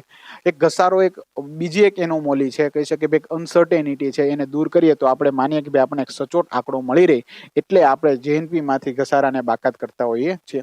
તો પરિણામે જ્યારે આપણે જીએનપી માંથી ઘસારાને બાદ કરી દઈએ, ડેપ્રિસિએશન ને બાદ કરી દઈએ ત્યારે આપણને એનએનપી મળતો હોય છે. અને જ્યારે આપણે એનએનપી ને ફેક્ટર કોસ્ટ ઉપર મેઝર કરીએ ત્યારે આપણને જે આંકડો મળે એને આપણે નેશનલ ઇન્કમ કહેતા હોઈએ છીએ. આપણને પ્રશ્ન ઉદ્ભવે કે ભાઈ એનએનપી ને આપણે માર્કેટ પ્રાઇસ ઉપર કેમ મેઝર ના કર્યો? ઓકે, પણ જો આપણે એનએનપી ને માર્કેટ પ્રાઇસ ઉપર મેઝર કરીએ તો આપણને ખબર છે કે ભાઈ ફેક્ટર કોસ્ટમાં એક ટેક્સ આવે અને બીજું સબસિડીઝ આવે. ઓકે, તો ટેક્સ અને સબસિડી જે છે આ બંને પણ એક અનસર્ટેન થિંગ છે, આ બંને ફિક્સ થિંગ છે નહીં. ઓકે, આ બધી વસ્તુ અસમંજસ વધારી શકે છે. આ બંને વસ્તુ એવું કહે છે કે ભાઈ આવતા વર્ષે 10 રૂપિયા 20 રૂપિયા ટેક્સ આવશે, પણ આવશે ફિક્સ નથી, પ્રોબેબલ છે કે મે બી આવી પણ શકે, એથી વધારે પણ આવે ને ઓછો પણ આવે. તો ટેક્સ અને સબસિડી જે છે અનસર્ટેન છે. હવે માની લો કે ભાઈ આવું અપવાદિક પરિસ્થિતિ આવી ગઈ, કોરોના આવી ગયો, તો તમે ટેક્સની એક્સપેક્ટેશન ના રાખી શકો ને, કારણ કે પરિસ્થિતિ ઉપર આધારિત છે. તો જ્યારે આપણે ફેક્ટર કોસ્ટ લઈએ છીએ ત્યારે આપણે એક સચોટ આંકડો મળે છે. જ્યારે બીજી બાજુ માર્કેટ પ્રાઇસ ઉપર જઈએ તો એની ઉપર ટેક્સ અને સબસિડી વાળી એનોમોલી એડ થઈ જતી હોય છે. તો આપણે માન્યું કે જ્યારે આપણે એનએનપી ને ફેક્ટર કોસ્ટ ઉપર મેજર કરીએ તો આપણને વધારે સચોટ આંકડો મળતો હોય છે. તો જ્યારે આપણે એનએનપી ને ફેક્ટર કોસ્ટ ઉપર મેજર કરીએ ત્યારે આપણને જે છે એ નેશનલ ઇન્કમ નામનો તત્વ મળતો હોય છે. હવે આપણને ખબર છે કે જીડીપી જે છે એની કમી હતી, એને દૂર કરવા માટે આપણે જીએનપી લેવા. જીએનપી ની કમી હતી કે ભાઈ એમાં ઘસારા વાળો આસ્પેક્ટ હતો, તો ઘસારાને બાદ કરીને આપણે નવો તત્વ એનએનપી લેવા. અને એનએનપી ને પણ આપણને ખબર હતી કે ગણતરી બે રીતે કરી શકાય, એક તો માર્કેટ પ્રાઇસ ઉપર ને એક તો ફેક્ટર કોસ્ટ ઉપર. આપણને ખબર હતી કે ભાઈ ફેક્ટર કોસ્ટ ઉપર ગણતરી કરીએ તો આપણને વધારે સચોટ આંકડો મળે છે. એટલે આપણે જ્યારે એનએનપી ની ગણતરી ફેક્ટર કોસ્ટ ઉપર કરીએ ત્યારે આપણને જે આંકડો મળે, માની લે કે આ એક આંકડો એટલો સચોટ છે કે જે ભારતની અર્થવ્યવસ્થાને વાસ્તવિક રીતે રિપ્રેઝેન્ટ કરે છે, જેને આપણે નેશનલ ઇન્કમ નામ આપતા હોઈએ છીએ. ફરીથી જીડીપી એક એવી કમી હતી કે એવા ભારતીયો જે વિદેશમાં રહીને ઉત્પાદન કરે છે એને ઇન્ક્લુડ નહોતું કરતું, ને એવા વિદેશીઓ જે ભારતમાં રહીને ઉત્પાદન કરે છે એને ઇન્ક્લુડ કરતું હતું. તો આ કમીને દૂર કરવા માટે આપણે જીએનપી લેવા.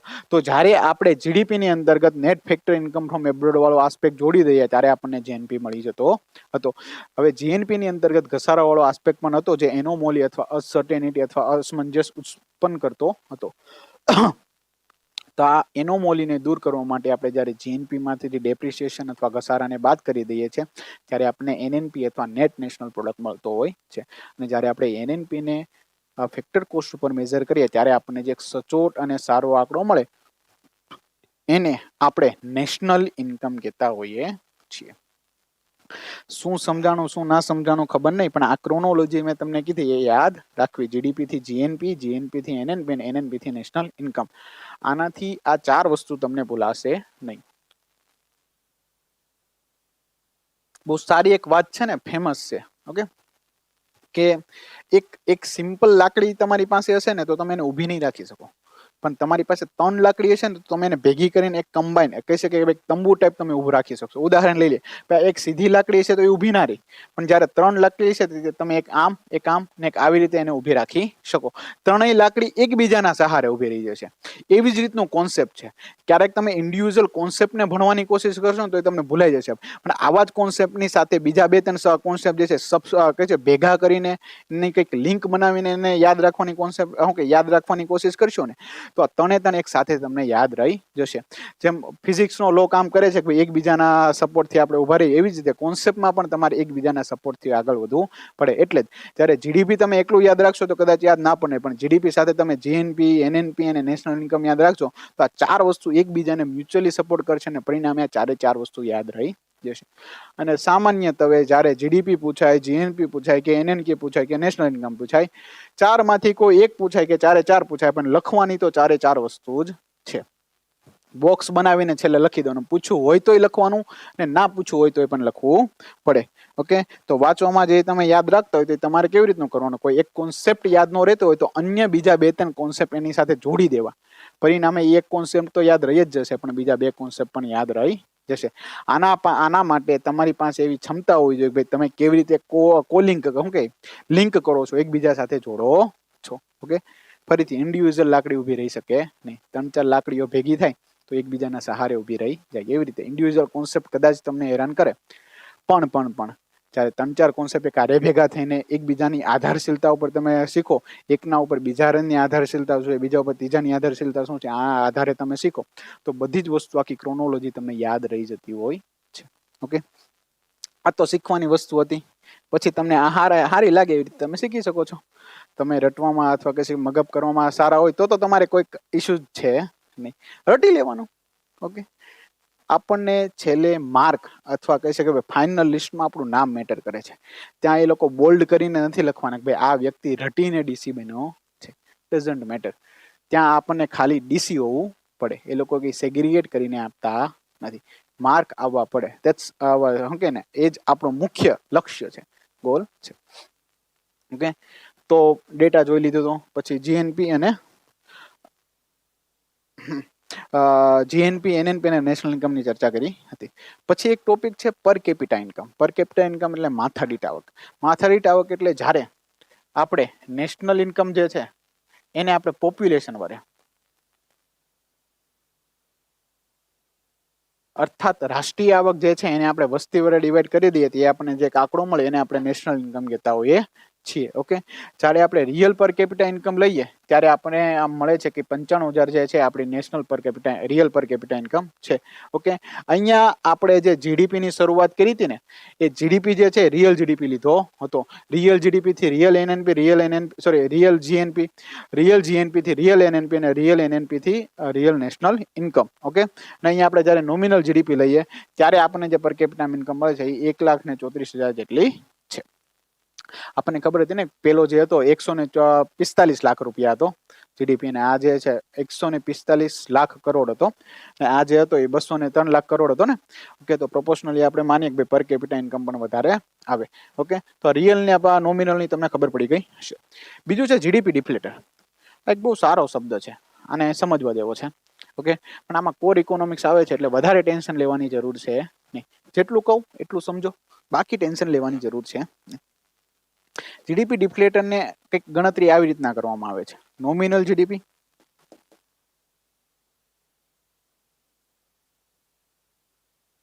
ઓકે, અને રિયલ જીડીપી.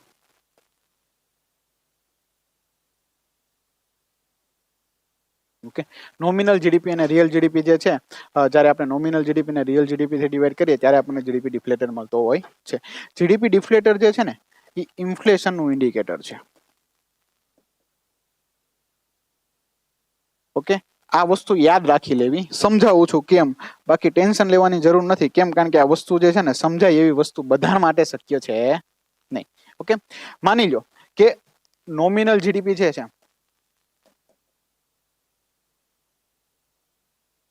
નોમિનલ જીડીપી જે છે એની અંતર્ગત આપણે શું લઈએ છીએ? ભાઈ નોમિનલ જીડીપીમાં પ્રેઝન્ટ પ્રોડક્શન, ઓકે,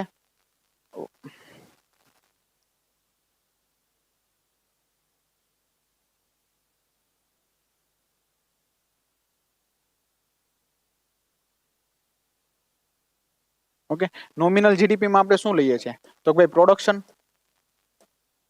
ઓકે, અને પ્રાઇસ. આ પ્રાઇસ જે છે એ કઈ છે તો ભાઈ વર્તમાન યરની પ્રાઇસ છે ને, કરંટ પ્રાઇસ લઈએ છીએ. તો કરંટ પ્રાઇસમાં આપણે એવું કહી શકીએ બેઝ યરની પ્રાઇસ. ઓકે, બેઝ યરની પ્રાઇસ માની લો કે આને હું એક્સ નામ આપું છું. ઓકે, અને ગુણ્યા બેઝ યર થી વર્તમાન સુધી ચેન્જ. માની લો કે ભાઈ બેઝ યરની પ્રાઇસ જે છે એ આપણે અત્યાર સુધી 2011-12 ની પ્રાઇસને એક્સ રાખી દીધી. ઓકે, અને વર્તમાન સુધીની જે પ્રાઇસ જે છે એને આપણે ડેલ્ટા એક્સ રાખી, અથવા કેટલી પ્રાઇસ ચેન્જ થઈ એને આપણે રાખી લીધી. ઓકે, વર્તમાનમાં જે પ્રાઇસ હતી આપણે નોમિનલ જીડીપી ની અંતર્ગત પ્રોડક્શન લઈએ છીએ અને પ્રોડક્શન ને ગુણ્યા આપણે પ્રાઇસ કરીએ છીએ. પ્રાઇસ કઈ લઈએ છીએ તો વર્તમાન યરની પ્રાઇસ લઈએ છીએ. વર્તમાન યરની પ્રાઇસ કઈ કઈ હોઈ શકે તો આપણને ખબર છે કે ભાઈ એમાં આપણે બેઝ યરની પ્રાઇસ એક્સ લઈએ ને એમાં આપણે ડેલ્ટા એક્સ ચેન્જ કરી દઈએ તો આપણે વર્તમાન યરની પ્રાઇસ મળી જતી હોય છે. હવે જ્યારે બેઝ યર લઈએ છીએ આપણે રિયલ જીડીપી લઈએ, એની અંદર આપણે શું લઈએ છીએ તો ભાઈ પ્રોડક્શન ગુણ્યા બેઝ યરની પ્રાઇસ, આટલું લઈએ છીએ ને. ઓકે, નોમિનલ જીડીપી એટલે પ્રોડક્શન ગુણ્યા બેઝ યરની પ્રાઇસ ને ગુણ્યા એક્સ એટલે ચેન્જ ઇન જેટલી પ્રાઇસ થઈ તે, અને રિયલ જીડીપી માં આપણે પ્રોડક્શન ઇન્ટુ બેઝ યરની પ્રાઇસ. ઓકે, હવે આપણને ખબર છે અહીંયા નોમિનલ જીડીપી ઉપર આવે તો અહીંયા આપણે એને પ્રોડક્શન લઈએ છીએ. પ્રોડક્શન કેટલું થયું તો ગુણ્યા બેઝ યરની પ્રાઇસ હતી તે લીધી અને ગુણ્યા જે ચેન્જ ઇન પ્રાઇસ થઈ તે લીધી. બેઝ યર થી તે 2020-21 સુધી જે ચેન્જ થયો એ લઈ લીધો. અને આપણે જ્યારે રિયલ જીડીપી લઈએ છીએ એમાં શું લઈએ છીએ, એમાં પ્રોડક્શન લઈએ છીએ. ઓકે, અને ગુણ્યા બેઝ યરની પ્રાઇસ લઈએ છીએ ને. તો અહીંયા પ્રોડક્શન જેટલો આંકડો તો પ્રોડક્શનનો આંકડો કપાઈ ગયો, બેઝ યરની પ્રાઇસ કપાઈ ગઈ. આપણી પાસે કેટલી વધી, ખાલી આ ચેન્જ ઇન પ્રાઇસ વધી. ઓકે, ને આપણને ખબર હતી કે આ ચેન્જ ઇન પ્રાઇસ જે છે શું હતી કે ભાઈ 10 થી જે 12 થતી હતી કિંમત, નીચે લખી હતી ને આપણે 10 રૂપિયા કિંમત હતી એ 12 થતી હતી. ઓકે, તો આ કિંમતોનો વધારો છે એ દેખાડે છે ને કે ભાઈ 0 હતી ત્યાંથી 2 થઈ, 10 હતી ત્યાંથી 12 થઈ. તો આ કિંમતોનો વધારો જે છે આ શું ઇન્ડિકેટ કરે છે, આ કિંમતોનો વધારો ઇન્ફ્લેશન દેખાડે છે. ઓકે, આનું વધારે મહત્વ નથી પણ ચર્ચા આવી છે તો આપણે કરી લઈએ, પણ ટેન્શન લેવાનું કઈ જરૂર છે નહીં. સમજાણું હોય તો ઠીક, નહીતર એટલી વસ્તુ યાદ રાખો, જીડીપી ડિફ્લેટર જે છે એને nominal GDP divided by real GDP માં રિપ્રેઝેન્ટ કરવામાં આવે છે ને એ એક ઇન્ફ્લેશનનું ઇન્ડિકેટર છે. ઓકે, એક ઇન્ફ્લેશનનું ઇન્ડિકેટર છે. ઓકે, આ લાસ્ટ છે ક્લોઝ ઇકોનોમી અને બીજું છે ઓપન ઇકોનોમી અથવા બંધ અર્થવ્યવસ્થા અને ખુલ્લી અર્થવ્યવસ્થા. શું છે આ બંધ અર્થવ્યવસ્થા? એટલે એવી અર્થવ્યવસ્થા કે જેનો આ વિદેશો સાથે કોઈ લેવડ દેવડ હોય નહીં, વિદેશો સાથે નથી ઇમ્પોર્ટ એક્સપોર્ટના સંબંધ હોય, નથી નાણાકીય અથવા અન્ય કોઈ સંબંધ ના હોય, એને આપણે બંધ અર્થવ્યવસ્થા કહેતા હોઈએ છીએ. ને એવી અર્થવ્યવસ્થા જેના વિદેશો સાથે આયાતના, નિર્યાતના, ઇમ્પોર્ટ એક્સપોર્ટના અન્ય નાણાકીય સંબંધો હોય એને આપણે ઓપન ઇકોનોમી અથવા ખુલ્લી અર્થવ્યવસ્થા કહેતા હોઈએ છીએ. હવે માની લઈએ કે કોઈ પણ બંધ અર્થવ્યવસ્થા હોય છે ને, આ બંધ અર્થવ્યવસ્થા હોય એનો જે જીડીપી જે છે, બંધ અર્થવ્યવસ્થા જે છે એનો જીડીપી જે છે એને જીએનપી જે છે એ બરાબર હોતા હોય છે. કેમ? કારણ કે બંધ અર્થવ્યવસ્થા હોય તો એ આ બીજા વિદેશો સાથે કોઈ લેવડ દેવડ નથી કરતી. પરિણામે જીડીપીમાં આપણે જે નેટ ફેક્ટર ફ્રોમ એબ્રોડ વાળો આસ્પેક્ટ જે છે 0 થઈ જાય છે. પરિણામે જીડીપી અને જીએનપી જે છે એ બંને ઇક્વલ થઈ જતા હોય છે. અને ઓપન ઇકોનોમી હોય છે તો એનો જીડીપી અને જીએનપી બંને ઇક્વલ પણ હોઈ શકે, એક વધારે અને બીજો ઓછો, અથવા બીજો વધારે અને પેલો ઓછો, કોઈ પણ સંબંધ હોઈ શકે છે. ફરીથી, ક્લોઝ અર્થવ્યવસ્થા એવી અર્થવ્યવસ્થા હોય છે જે અન્ય દેશ સાથે, વિદેશોના કોઈ દેશ સાથે, અન્ય કોઈ સંસ્થાન સાથે કોઈ પણ નાણાકીય સંબંધો ધરાવતી નથી. જ્યારે ઓપન અર્થવ્યવસ્થા એવી હોય છે કે જે અન્ય દેશો સાથે સંબંધ ધરાવે છે. વર્તમાનમાં એવી કોઈ જ અર્થવ્યવસ્થા નથી કે જે ક્લોઝ ઇકોનોમી હોય, બધી ઓપન ઇકોનોમી છે. કારણ કે આપણને ખબર છે કે આપણે આ ગ્લોબલાઇઝ વર્લ્ડની અંતર્ગત ઇન્ડિપેન્ડન્ટલી અથવા એકલા જે છે જીવી શકીએ નહીં. અન્યોના કરેલા કામ પણ આપણી ઉપર પ્રભાવિત કરતા હોય છે. ઓકે, સૌથી બેસ્ટ ઉદાહરણ એનું કોરોના જ છે. ઓકે, અન્યોના કરેલા પાપ અર્થાત ચાઇનાના કરેલા પાપ આપણે પણ ભોગવવા પડ્યા ને. આપણે એટલે તમે ને મારે પણ ભોગવવા પડ્યા. કેમ? કારણ કે તમે ને આપણે પણ લોકડાઉનમાં રહ્યા ને, કંટાળ્યા ને. ઓકે, આપણે તો એ ચાઇનીઝની વુહાનની માર્કેટમાં ગયા નહોતા ઇરોટિક પ્રાણીઓને ખાવા માટે. ઓકે, સ્ટીલ આપણે લોકડાઉન ભોગવવું પડ્યું ને. ઓકે, તો અન્યોની ભૂલ આ ગ્લોબલાઇઝ વર્લ્ડમાં અન્ય લોકોને પણ ભોગવવી પડતી હોય છે. અને દુઃખની વાત તો એ છે કે એ તો ઊભું થઈ ગયું પાછું, પણ હજી ભારત પછડાયેલું રહેલું છે. ભારતની જે અર્થવ્યવસ્થા જે છે ને મંદીમાં છે. Indian economy is in recession. આપણે રિસેશનની પણ ચર્ચા કરીશું. ઓકે, તો વર્તમાનમાં કોઈ પણ એવી અર્થવ્યવસ્થા નથી જે બંધ હોય. ઓકે, બધી અર્થવ્યવસ્થા ખુલ્લી અથવા ઓપન ઇકોનોમી છે, અર્થાત પ્રત્યક્ષપણે અથવા અપ્રત્યક્ષપણે કોઈ પણ નાણાકીય સંબંધ જે છે એ ધરાવતું જ હોય છે.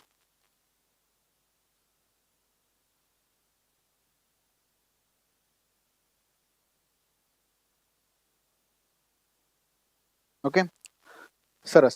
હવે આપણને એટલી ખબર છે નેગેટિવ્સ ઓફ જીડીપી. જીડીપી જે છે એની કમીઓ પણ કંઈક રહેલી છે. આપણે જીડીપીની એક આર્થિક ક્ષેત્રમાં અથવા ઇકોનોમિક જે રિપરકશન અથવા ઇસ્યુ હતો એ જોયો હતો કે ભાઈ જીડીપી જે છે ભારતમાં રહેલા વિદેશીઓ જે ભારતમાં ઉત્પાદન કરે છે એને કન્સિડર કરતું હતું, એને એવા ભારતીયો જે વિદેશમાં રહીને ઉત્પાદન કરે છે એને કન્સિડર કરતું નહોતું. તો એને દૂર કરવા માટે આપણે જીએનપી લાવ્યા.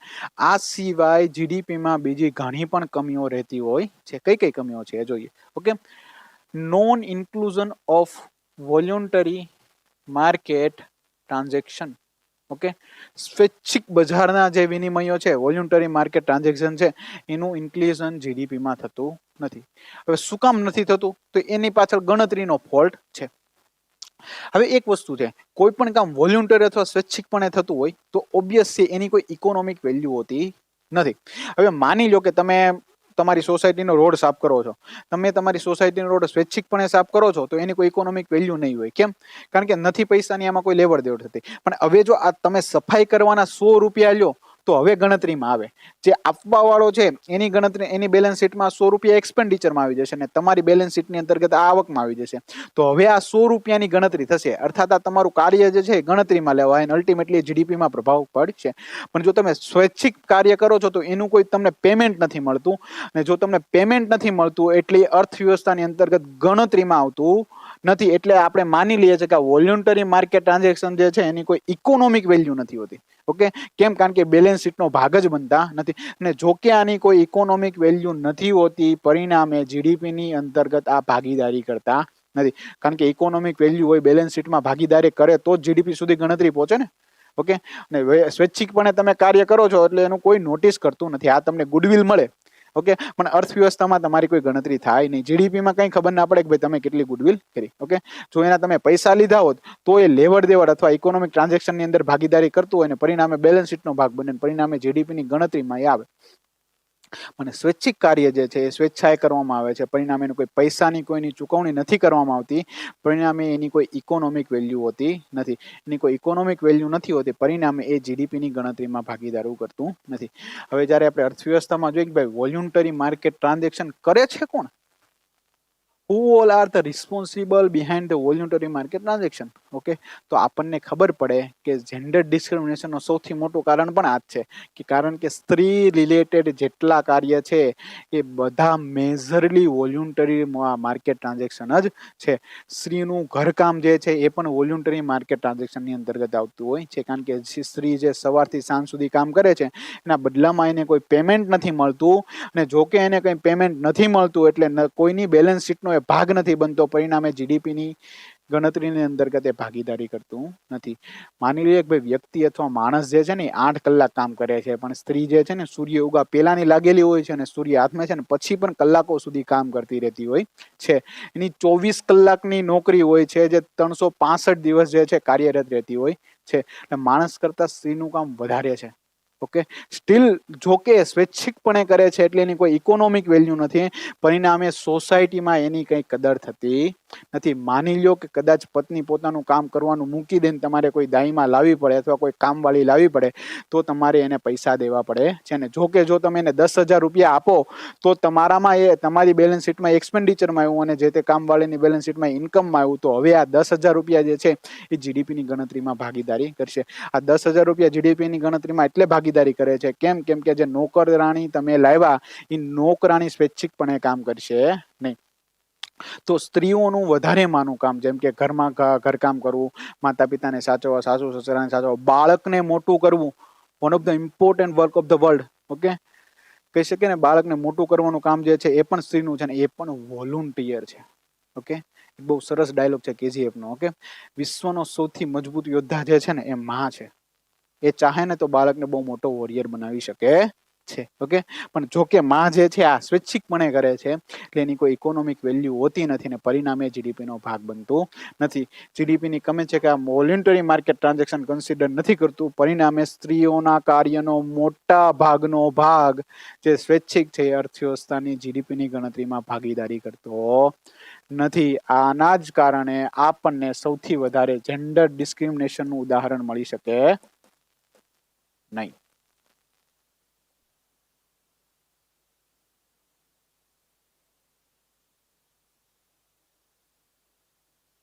ઓકે, સૌથી મોટું જેન્ડર ડિસ્ક્રિમિનેશન આ છે કે આપણે સ્ત્રીઓના કામને રિકોગ્નાઇઝ જ નથી કરતા. ઓકે, આપણે એવું જ માનીએ છીએ કે ભાઈ સ્ત્રીઓ કઈ કામ કરતી જ નથી, ખાલી માણસ જ કમાઈને આવે છે, પણ એવું નથી. જ્યારે સ્ત્રીઓનું કામ ગણતરીમાં લેવામાં આવશે ને ત્યારે ખબર પડશે કે ભાઈ સ્ત્રીઓનું કાર્ય પુરુષ કરતા પણ વધારે છે. વસ્તુ એ છે કે સ્વૈચ્છિક છે, પરિણામે એની ગણતરી કરવામાં આવતી નથી. ઓકે, આ તો છે ને એ જ વ્યક્તિને ખબર હોય કે જેની પત્ની કામેથી ભાગી ગઈ હોય. ઓકે, એને જ ખબર પડે ક્યારેક એકલું રહેવાનું થયું હોય ત્યારે. ઓકે, એટલે એને ખબર પડે કે ભાઈ સ્ત્રીની શું વેલ્યુ છે. ઓકે, સારું છે તમારી મારી જેવા તેના હજી લગ્ન નથી થયા એમના માટે તો સારું જ છે. ઓકે, પણ આપણે કદર કરવી જોઈએ. ઓકે, એક વાત યાદ રાખજો કે જો તમે તમારી દીકરીને જન્મ આપશો ને તો જ તમે તમારા દીકરા માટે બહુ શોધી શકશો. Specially four those many people કે જે લોકો ફિમેલ ફિટિસાઇડને પ્રમોટ કરતા હોય છે, સ્ત્રી ભ્રૂણ હત્યાને પ્રમોટ કરતા હોય છે ને એવું વિચારતા હોય છે કે ભાઈ છોકરો જોઈએ છે, મારે છોકરી જોતું નથી. ને યાદ રાખજો કે જે તે સમયે છોકરો તમને વૃદ્ધાશ્રમમાં મૂકવા આવશે, પણ આજ સુધીનો એવો કેસ નથી બન્યો કે છોકરી સાસરે ગઈ છતાં પણ એના મમ્મી પપ્પાને ક્યારે વૃદ્ધાશ્રમમાં મૂકવા ગઈ હોય. એકલી ને એકલી છોકરી હોય છે તો એના સાસરેથી પણ એના સાસુ સસરાને પણ સાચવે છે ને એના મમ્મી પપ્પાને પણ સાચવે છે. આ એનું પ્રેમાળ અને કોમળ હૃદયનું ઉદાહરણ છે. ઓકે, ચાલો આપણે એ વિશે ચર્ચા નહીં કરીએ, નહીતર પછી કહી શકે કે ભાઈ અમુક મેલ મારી ઉપર ડોમિનેટ અથવા આવી થઈ જશે. હા, પણ કદર કરવી જોઈએ. બીજી વસ્તુ છે ઇન્વાયરમેન્ટલ આસ્પેક્ટ. પર્યાવરણીય આસ્પેક્ટ જે છે એ પણ જે છે જીડીપીમાં અબસન્ટ રહેલો હોય છે. પર્યાવરણીય આસ્પેક્ટ એટલે માની લે કે જીડીપીમાં આપણે માત્ર ને માત્ર ઉત્પાદન જોઈએ છે. ઓકે, માની લો કે એક ફોરેસ્ટ જે છે ત્યાં કાપીને ફેક્ટરી સ્થાપવામાં આવી અને એ ફેક્ટરી જે છે ને બહુ સદંતર ઉત્પાદન કરવા મળ્યું. જીડીપીમાં શું કે છે, શું માનીએ કે ભાઈ ઉત્પાદન જે છે વધારે ને વધારે કરવા લાગે, તો આ જેટલું ઉત્પાદન વધતું જશે ને માની લેશો કે ભાઈ એનો જીડીપીમાં કોન્ટ્રીબ્યુશન એટલું વધતું જશે અને જીડીપી પણ એટલો વધારે વધશે. આ જીડીપી નો વધારો આપણને નથી ખબર કે એને કેટલા પર્યાવરણના નુકસાન કરીને જીડીપી વધાર્યો છે, કેટલું પર્યાવરણની એક્સપ્લોઇટેશન થયું છે અને પછી જીડીપી વધાર્યો છે. તો માનીએ કે આ જીડીપીની ગણતરીમાં આપણે માત્ર ને માત્ર ઇકોનોમિક આસ્પેક્ટને જ કન્સિડર કરીએ છીએ, આપણે ઇન્વાયરમેન્ટલ આસ્પેક્ટ જે છે એને કન્સિડર કરતા નથી. આપણને ખબર છે જ્યારે ડેવલપમેન્ટ જે છે અનસસ્ટેનેબલ ના હોય તો ડેવલપમેન્ટ સસ્ટેન કરી શકતું નથી. ઓકે, તમે હાથ હોનાની વસ્તુ બનાવો, ઓકે, અર્થવ્યવસ્થાનો growth growth growth growth growth કરીને તમે માની લો કે ભાઈ વર્તમાનમાં તમારી ઇકોનોમી 100 રૂપિયાની છે. ઓકે, 10 વર્ષ તમે 10% ગ્રોથ કરો ને તમારી ઇકોનોમી પહોંચી ગઈ 500%, 500 રૂપિયા. ઉદાહરણ સમજો જો શું છે, બહુ મસ્ત મજા આવશે. માની લો કે તમારી વર્તમાનમાં ઇકોનોમી 100 રૂપિયાની છે, તમે બહુ ગ્રોથ કર્યો ને 10 વર્ષ પછી તમારી ઇકોનોમી ક્યાં પહોંચી ગઈ તો કે ભાઈ 500 રૂપિયાની પહોંચી ગઈ. અને 10 વર્ષ પછી શું આવ્યું તો કે ભાઈ એક આવી સુનામી અથવા એક આવ્યો ભૂકંપ. ઓકે, એક આવી સુનામી અથવા એક આવ્યો ભૂકંપ અને જેટલું ડેવલપમેન્ટ કર્યું તો બધા ઉપર પાણી ફેરવી દીધું. ઓકે, 400 રૂપિયાની નુકસાની કરી દીધી. પાછો તમારો જીડીપી હતો ને એટલો 100 રૂપિયામાં આવી ગયો ને 400 રૂપિયાની નુકસાની કરી દીધી, એનો મતલબ જીડીપી તમારો 500 થી પાછો 100 રૂપિયા આવી ગયો. આને કહેવાય છે કે ભાઈ દેશ જે છે 10 વર્ષ પાછળ જતો રહ્યો. ઓકે, એટલે જ કહે છે ને કે જ્યારે ડેવલપમેન્ટ જે છે ઇન્ક્લુઝિવ ના હોય, સસ્ટેનેબલ ના હોય, ત્યારે આપણે કહી શકીએ છીએ કે આ ડેવલપમેન્ટ જે છે આગળ વધી શકતું નથી. આપણને દેખીતું તો છે પણ ભવિષ્યમાં જે છે એ પોતાનો જ્યારે પ્રકોપ દેખાડશે, પર્યાવરણ પોતાનો પ્રકોપ દેખાડશે, ત્યારે આપણે કહી શકીએ છીએ કે આ બધી જ વસ્તુ ઘટી જશે અને આ બધી જ વસ્તુનો સર્વનાશ કરી દેશે. Sustainable development must be sustainable અને must be inclusive in nature. તો આ એક કમી થઈ કે ભાઈ એન્વાયરમેન્ટલ આસ્પેક્ટ જે છે એને કન્સિડર કરતો નથી. બીજું છે not measure the quality of life. Okay, જીવનની ગુણવત્તા જે છે એનું મેઝરમેન્ટ પણ થતું નથી. જીવનની ગુણવત્તા જે છે એનું મેઝરમેન્ટ પણ થતું નથી. શું કામ નથી થતું ને કેવી રીતે નથી થતું? આપણે માની લઈએ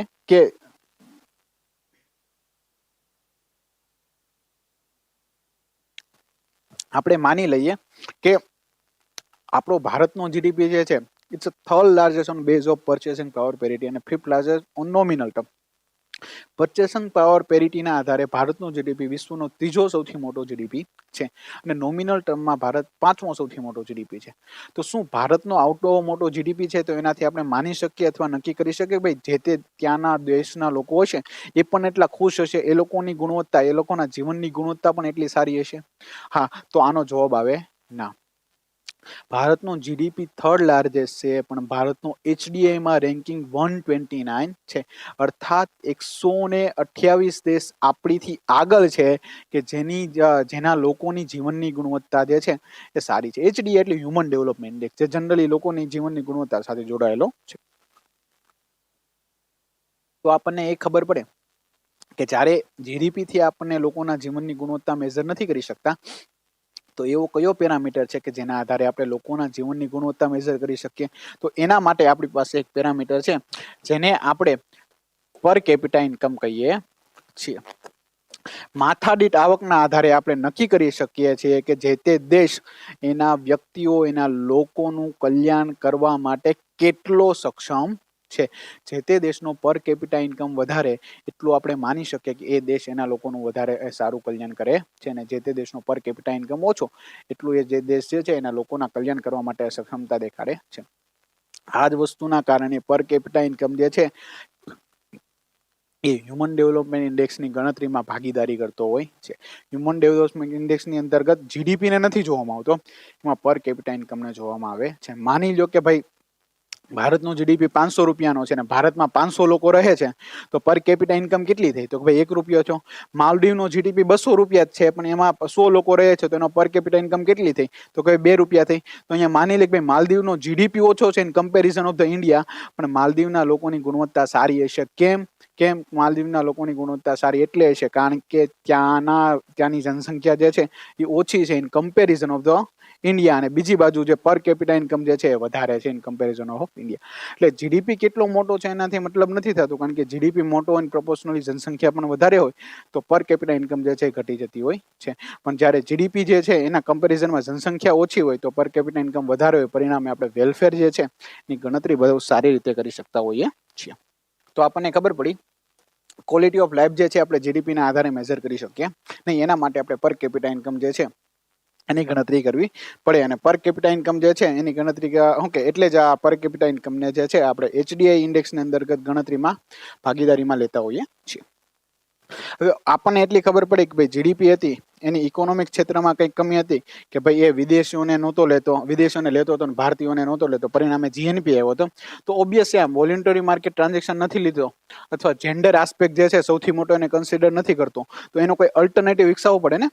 ઓકે, કમી હતી તો કમીને દૂર કરવા માટે કંઈક કરવું પડે. તો આ કમી છે, તો જીડીપીની આ પણ કમી છે, આ પણ કમી છે, અને આ પણ કમી છે. તો આ બધી કમીઓને દૂર કરવા માટે અલગ અલગ સંસ્થાઓ દ્વારા અલગ અલગ ઇન્ડેક્સ જે છે એનું નિર્માણ કરવામાં આવતું હોય છે.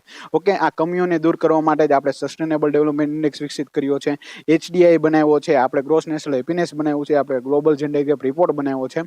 તો આ જેટલા રિપોર્ટ આપણને અથવા ઇન્ડેક્સ જોવા મળે છે એની પાછળનું આપણે તારણ જોઈએ તો આપણને ખબર પડે કે જીડીપીની એક કમી હતી એને ફૂલફિલ કરવા માટે આવા ઇન્ડેક્સ બનાવવામાં આવ્યા છે. આવા ઇન્ડેક્સ જે તે દેશના એનાલિસિસ માટે, જે તે દેશની પરિસ્થિતિને વાસ્તવિકપણે જાણવા માટે મદદરૂપ થતા હોય છે. તો આ જીડીપીની કમી છે ને એને દૂર કરવા માટે જીડીપીના અલ્ટરનેટિવ વિકસાવવામાં આવ્યા છે. અલ્ટરનેટિવ્સનું ઉદાહરણ મેં તમને કીધું, sustainable development index, HDI, gross national happiness છે, ગ્લોબલ જેન્ડર ગેપ રિપોર્ટ છે. આ બધી વસ્તુ જે છે ને અલ્ટરનેટિવની અંદર આવતી હોય છે.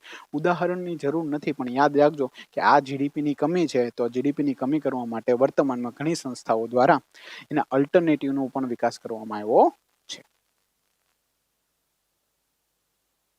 હવે આ 3 વસ્તુ જે છે મહત્વની એ તમારે જાણવાની છે. ઇકોનોમિક ઇવિલ્સ આપણે અહીંયા જે જોઈ રહ્યા છે ઉપર લખ્યું છે ઇકોનોમિક્સ ઇવિલ, એટલે અર્થવ્યવસ્થામાં જેને નકારાત્મકપણે જોવામાં આવે છે એને આ 3 વસ્તુનું નામ આપણે આપી શકીએ. આ 3ને ગુજરાતીમાં આપણે એક જ નામ આપીએ છીએ, જેને આપણે મંદી કહીએ છીએ. મંદી એટલે કહી શકીએ કે આ સ્લો ડાઉન હોય એને પણ આપણે મંદી કહી શકીએ, કોન્ટ્રેક્શન હોય એને પણ મંદી કહી શકીએ, અને રિસેશન હોય એને પણ આપણે મંદી કહી શકતા હોઈએ છીએ. હવે આ છે શું પોતાની જાતમાં? ઓકે, આ 3 વસ્તુ છે, 3 નામ છે, તો ઓબ્વિયસ છે ત્રણેયની લાક્ષણિકતા જે છે એ અલગ અલગ રહેલી હોય છે. આ 3 વસ્તુ સમાન છે નહીં. સૌથી પહેલા જ્યારે આપણે સ્લો ડાઉનની વાત કરીએ તો સ્લો ડાઉન અર્થવ્યવસ્થાની એવી પરિસ્થિતિ છે, અર્થાત અર્થવ્યવસ્થા સ્લો ડાઉનમાં છે એનો અર્થ એવો છે કે અર્થવ્યવસ્થા જે છે એ ગ્રોથ તો કરે છે, પણ જે રેટ ઓફ ગ્રોથ જે છે એ સદંતર ઘટતો રહેતો હોય છે. સ્લો ડાઉન અર્થવ્યવસ્થાની એવી સ્થિતિ છે જેમાં અર્થવ્યવસ્થાનો સકારાત્મક ગ્રોથ તો હોય છે, પણ જે રેટ ઓફ ગ્રોથ જે છે એ સદંતર ઘટતો રહેતો હોય છે. માની લો કે કોઈ પણ અર્થવ્યવસ્થા 2010માં 10% ગ્રો કરતી હતી, જ્યારે 2011 આવ્યું તો એ 10% ઘટીને 9% થઈ ગઈ, 2012 આવ્યું તો એ 9% ઘટીને 8% થઈ ગઈ, 2015 આવ્યું તો એ 8% ઘટીને 5% થઈ ગઈ, 2020 આવ્યું તો એ 5% ઘટીને 0.1% થઈ ગઈ. અહીંયા આપણને શું ખબર પડી? 0.1% પણ પોઝિટિવ ગ્રોથ જ છે ને, પણ જે ગ્રોથ રેટ 2010માં 10% હતો ત્યાંથી 2020માં 0.5% પહોંચી ગયો ને. કહેવાનો અર્થ અહીંયા એટલો છે કે ભાઈ ગ્રોથ તો સકારાત્મક છે, પણ રેટ ઓફ ગ્રોથ પેલા 10% તો ત્યાંથી એના 9% થયો, ત્યાંથી 8% થયો, ત્યાંથી 5% થયો, ત્યાંથી 0.5% થયો. સકારાત્મક ગ્રોથ તો છે, પણ રેટ ઓફ ગ્રોથ જે છે એ સદંતર ઘટતો રહેતો હોય તો આપણે આ પરિસ્થિતિને કહીએ છીએ કે ભાઈ અર્થવ્યવસ્થા સ્લો ડાઉનમાં છે. અર્થવ્યવસ્થા જે છે સ્લો ડાઉનમાં છે. તો સ્લો ડાઉનમાં રહેલી અર્થવ્યવસ્થાની એવી લાક્ષણિકતા હોય છે કે જેનો ગ્રોથ રેટ જે છે સકારાત્મક હોય છે, પોઝિટિવ હોય છે, પણ સદંતર ઘટતો રહેતો હોય છે. એટલે એવી અર્થવ્યવસ્થા જેનો ગ્રોથ સકારાત્મક છે અને સદંતર ઘટતો રહેતો હોય છે, તો આવી અર્થવ્યવસ્થાને આપણે કહીએ છીએ કે અર્થવ્યવસ્થા સ્લો ડાઉનમાં છે. ઓકે, થોડીક વાર પોઝ કરીને વિચારજો કે કઈ વર્તમાનની અર્થવ્યવસ્થા છે જેના માટે આપણે સ્લો ડાઉન શબ્દ વાપરીએ છીએ. તો આ આવી અર્થવ્યવસ્થા છે ચાઇના. ચાઇનાની અર્થવ્યવસ્થા વર્તમાનમાં સ્લો ડાઉનમાં છે. ક્યારેક એક એવી પરિસ્થિતિ હતી કે જેમાં ચાઇના ડબલ ડિજિટમાં ગ્રો કરતું હતું, વર્તમાનમાં એ છે ઘટતું જતું રહે છે. ઓકે, અને ખુશીની વાત એ છે કે કોરોના કાળમાં વન એન્ડ ઓનલી ચાઇના એક જ છે કે જે સારો એવો ગ્રોથ આપવા માટે સક્ષમ છે. ભારત પણ હવે સારો એવો ગ્રોથ આપવા માટેની પોતાની સક્ષમતા ગુમાવી ચૂક્યો છે. સ્લો ડાઉનની ચર્ચા કરી દીધી. ઓકે, જે ચાઇનાના કન્ટેક્સમાં વધારે વાપરવામાં આવે છે. હવે બીજી વસ્તુ છે કોન્ટ્રેક્શન. કોન્ટ્રેક્શન શું છે? હવે આના માટે થોડીક જીડીપીની ગણતરી ઉપર આપણે ધ્યાન દેવું પડે. ઓકે, જીડીપીના જે આંકડા આવે છે ને એ ક્વાર્ટરલી બેસિસ ઉપર આવે છે, અર્થાત 3 મહિને જીડીપીની ગણતરી જે છે થતી રહેતી હોય છે, અને ફાઇનલી વર્ષ પતે છે ત્યારે 3 જીડીપી જે છે ને ભેગા કરીને એની એવરેજ કાઢીને આપણને યરલી જીડીપી મળતો હોય છે. એટલે આપણને એક વસ્તુ તો ખબર પડી કે ભાઈ ત્રિમાસિક અથવા ક્વાર્ટરલી જે છે જીડીપીની ગણતરી થતી હોય છે. તો જ્યારે કોઈ એક ક્વાર્ટરનો જીડીપી ગ્રોથ રેટ નેગેટિવ આવે ત્યારે આપણે કહી શકીએ છીએ કે સંબંધિત અર્થવ્યવસ્થા જે છે એ કોન્ટ્રેક્શનમાં છે. ફરીથી, જ્યારે કોઈ એક સમયે જીડીપી ગ્રોથ રેટ નેગેટિવ આવે તો આપણે એવું કહી શકીએ છીએ કે સંબંધિત અર્થવ્યવસ્થા જે છે એ કોન્ટ્રેક્શનમાં છે. ઓકે, અને સદંતર જ્યારે કોઈ 2 ક્વાર્ટરનું જીડીપી ગ્રોથ રેટ નેગેટિવ આવે, ફરીથી સદંતર જ્યારે કોઈ પણ 2 ક્વાર્ટરનું જીડીપી ગ્રોથ રેટ નેગેટિવ આવે ત્યારે કહી શકીએ અર્થવ્યવસ્થા રિસેશનમાં છે. આ ટર્મ ખાસ યાદ રાખો, સ્ટાર માર્ક કરી લેવો, કારણ કે આપણા માટે આ બહુ જરૂરી છે. 2020-21ના યરમાં ભારતનો પહેલા ક્વાર્ટરનો ગ્રોથ રેટ -24% હતો.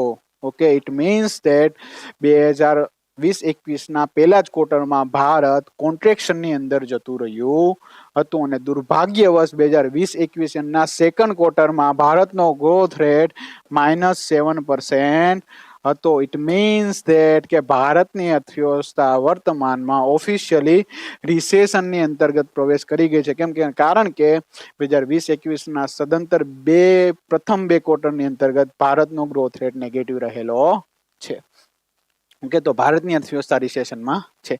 યાદ રાખવું, સ્લો ડાઉનમાં ગ્રોથ છે પોઝિટિવ છે, પણ એની રેટ ઓફ ગ્રોથ ઘટતી જાય છે.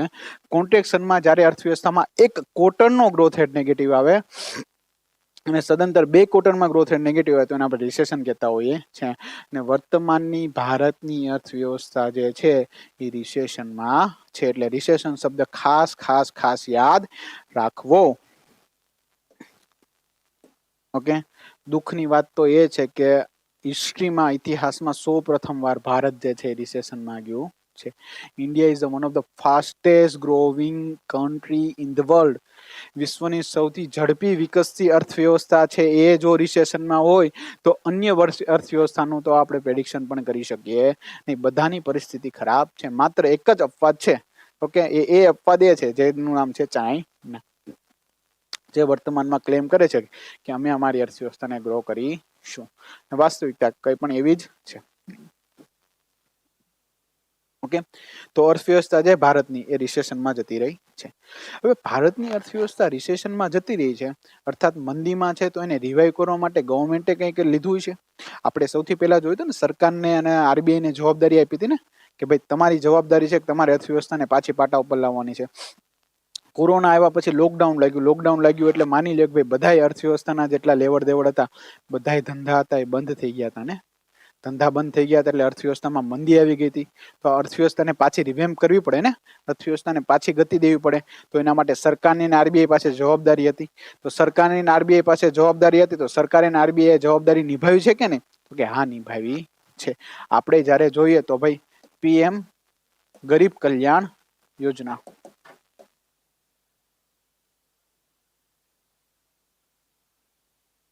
પીએમ ગરીબ કલ્યાણ યોજના, આત્મનિર્ભર Bharat,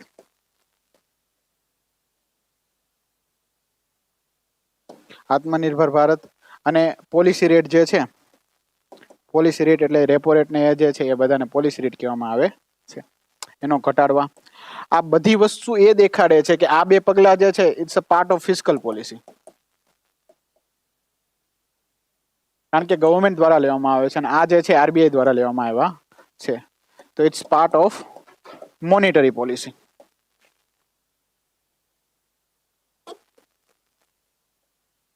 part of monetary policy. આપણને ખબર છે કે અર્થવ્યવસ્થા જ્યારે મંદીમાં હોય તો એને બહાર લાવવાની જવાબદારી સરકારની છે, અને સરકાર પોતાના સેટ ઓફ ટૂલ્સ દ્વારા જે લાવે, સેટ ઓફ ટૂલ્સ દ્વારા અર્થવ્યવસ્થાને લાગુ કરે એને આપણે ફિસ્કલ પોલિસી કહીએ છીએ. અને અર્થવ્યવસ્થાને સાચવવાની જવાબદારી આરબીઆઈની પણ છે, અને આરબીઆઈ જે પોતાના સેટ ઓફ ટૂલ્સ દ્વારા અર્થવ્યવસ્થાને સાચવે એને આપણે મોનેટરી પોલિસી કહીએ છીએ. આ બંને લોકોને ખબર હતી કે વર્તમાન અર્થવ્યવસ્થા મંદીમાં છે અને રિવાઇવ કરવા માટે કંઈક કરવું પડે ને.